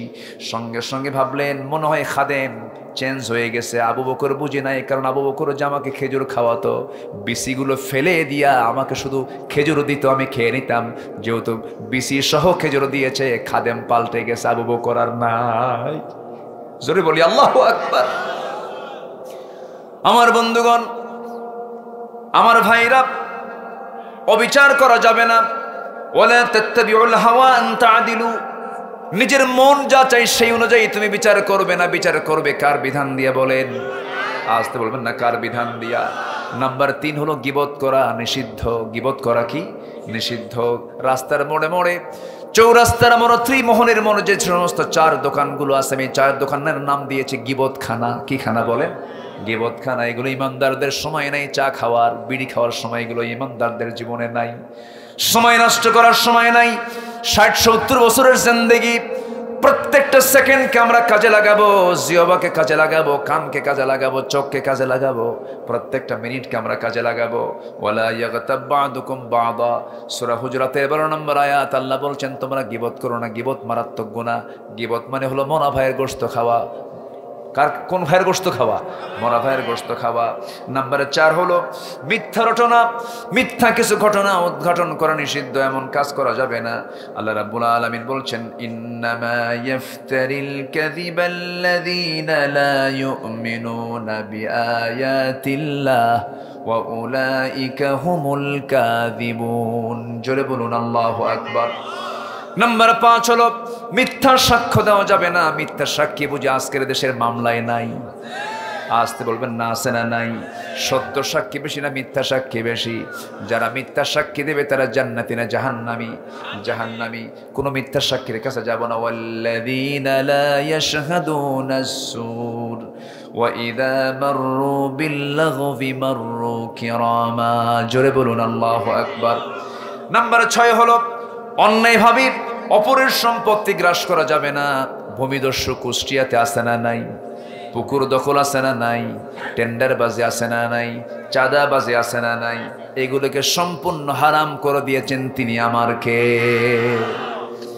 নাম্বার 7 হলো মাতা পিতার অবাধ্য হওয়া যাবে না, খারাপ ব্যবহার করা যাবে না। আজকে শিক্ষার হার বেড়েছে, মাতা পিতার প্রতি সম্মান, সেবার হার কমেছে না বেড়েছে? কমেছে। তাহলে শিক্ষার মধ্যে ভেজাল আছে না নাই? আমার দাদারাই ভালো ছিলেন, দাদারা পড়াশোনা বেশি করতে পারেন নাই, কিন্তু বাপ মার খেদমত করেছেন। আজকের নাতিরা পড়াশোনা বেশি করছে কিন্তু বাপরে খেদমত করে না। এখান থেকে প্রমাণ হয়ে গেল শিক্ষার মধ্যে ভেজাল আছে না নাই? আচ্ছা, এই 2 চোখ সাক্ষী। বৃদ্ধাশ্রমে দেখে এসেছি, বয়স্ক মানুষ পড়ে আছে, বয়স্ক মহিলা পড়ে আছেন, আমি একজনকে প্রশ্ন করলাম, মুরব্বী আপনি এই জায়গায় কেন, কি হয়েছে আপনার? কে বাবা, সন্তান বড় ডাক্তার সময় পায় না, সন্তান বড় ইঞ্জিনিয়ার সময় পায় না, সন্তান বড় একজন ব্যবসায়ী সময় পায় না, মাসে মাসে এই জায়গায় টাকা দিয়ে দেয়, টাকার কোনো সমস্যা নাই, কিন্তু এই জায়গায় রেখে দেয়, তাদের সেবা করার সময় নাই। শেষ বয়সে বাপ মার জন্য টাকা দরকার না সেবা দরকার? বলেন কি দরকার? সেবার দরকার। আল্লাহ টাকার কথা বলেন না, সেবার কথা বলেছেন। যখন বুড়ো হয়ে যাবে, কিবার আহাদুহুমা আও কিলাহুমা ফালা তাকুল লাহুমা উফ, ওই 70 বছর বয়সে তোমার মা তোমার বাবা শিশুর মতো বলবে বাদাম কিনে আন, শিশুর মতো বলবে তুই আমার জন্য কুশাল কিনে আন, শিশুর মতো বলবে আমি এটা খাবো না, আমার জন্য কলা কিনে আন, তুই ওটান ওটান, বারবার ডিস্টার্ব করবে, বিছানায় পেশাব করবে, পায়খানা করবে, ফালা তাকুল লাহুমা উফ, উফ করবি না, খারাপ ব্যবহার করবি না। কারণ তোর যে শিশুকাল ছিল, তুই যখন তোর মার পেটের মধ্যে ছিলি, মা কতবার আঘাতগুলো সহ্য করেছেন। 9টা মাসে বিজ্ঞান বলছে প্রত্যেক মা সন্তান তার ওই মার কলেজায় 1টা বার 2টা বার লাথি মারে নাই, 4500 থেকে 5000 বার লাথি মেরে আমার মার পেট থেকে আমি দুনিয়াতে এসেছি। মাকে কত কষ্ট দিয়েছি, সেই মার পেট থেকে দুনিয়াতে এসেছি আমি।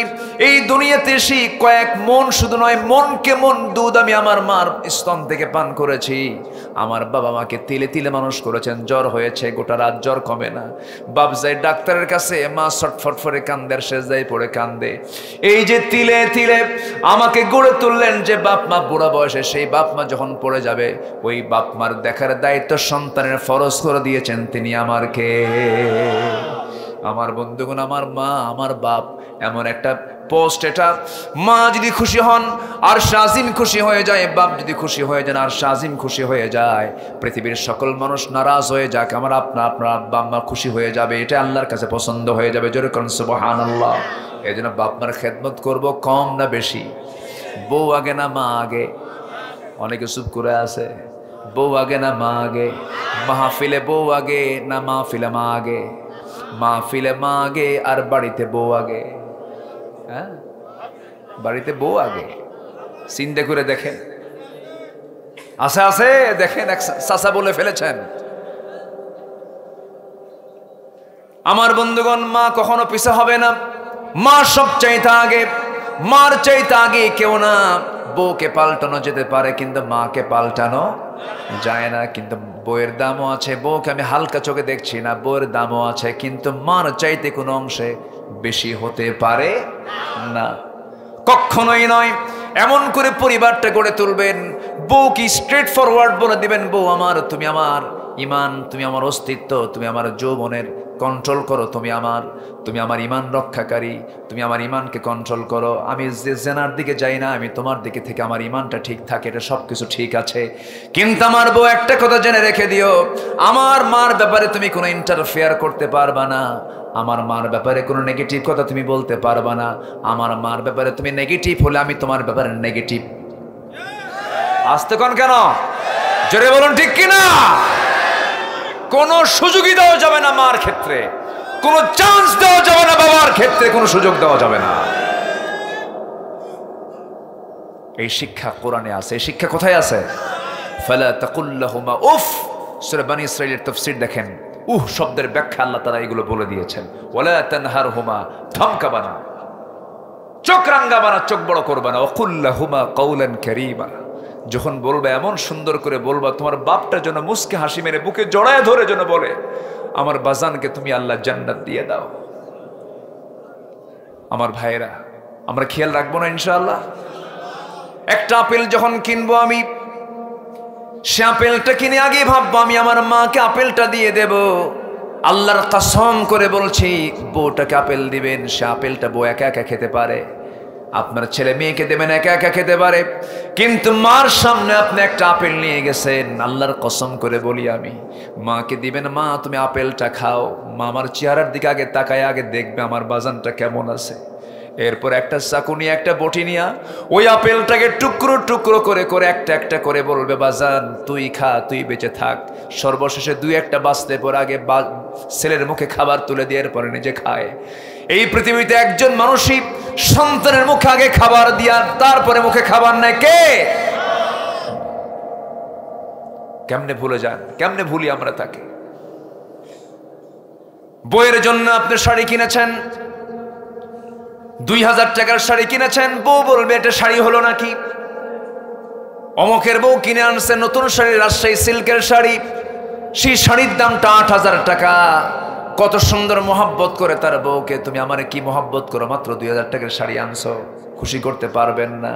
ছেলের জন্য একটা হুন্ডা কিনে দিয়েছেন, একটা সুন্দর কাপড় কিনে দিয়েছেন, বলবে আব্বা এই শাড়ি আমার, এই শার্ট আমার পছন্দ হয় না, এই প্যান্ট আমার পছন্দ, এই ঘড়ি আমার পছন্দ হয় নাই।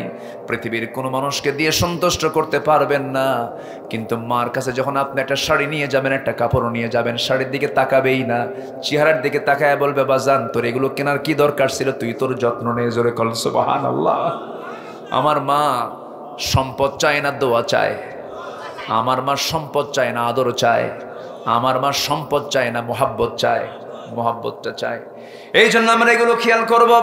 আল্লাহ রাব্বুল আলামিন কি সুন্দর করে বলছেন, ওয়াকাদা রাব্বুকা আল্লা তা'বুদু ইল্লা ইয়্যাহু ওয়া বিল ওয়ালিদাইনি ইহসানা وبالوالدين إحسانا إما يبلغن عندك الكبر أحدهما أو كلاهما فلا تقل لهما أف জোরে বলি আল্লাহু আকবার। 8 নম্বর হলো সুদ গ্রহণ সিদ্ধ না নিষিদ্ধ? সুদ গ্রহণ করা যাবে না, সুদ দেওয়া যাবে না, সুদ গ্রহণও করা যাবে না। সুদকে আল্লাহ রাব্বুল আলামিন মারাত্মক প্রকারের হারাম বলেছেন। সর্বনিম্ন গুনাহ হলো 70 প্রকারের সর্বনিম্ন গুনাহ হলো নিজের মার সঙ্গে জিনা করা। সুদের কাছে যাব না, জোরে বলি ইনশাআল্লাহ, আরো জোরে বলি ইনশাআল্লাহ। নাম্বার 9 হলো এতিমের সম্পদ ভক্ষণ করা নিষিদ্ধ। অনেক চাচা আছে এতিম বাদীদের সম্পদ মেরে খায়, আছে না নাই বলেন?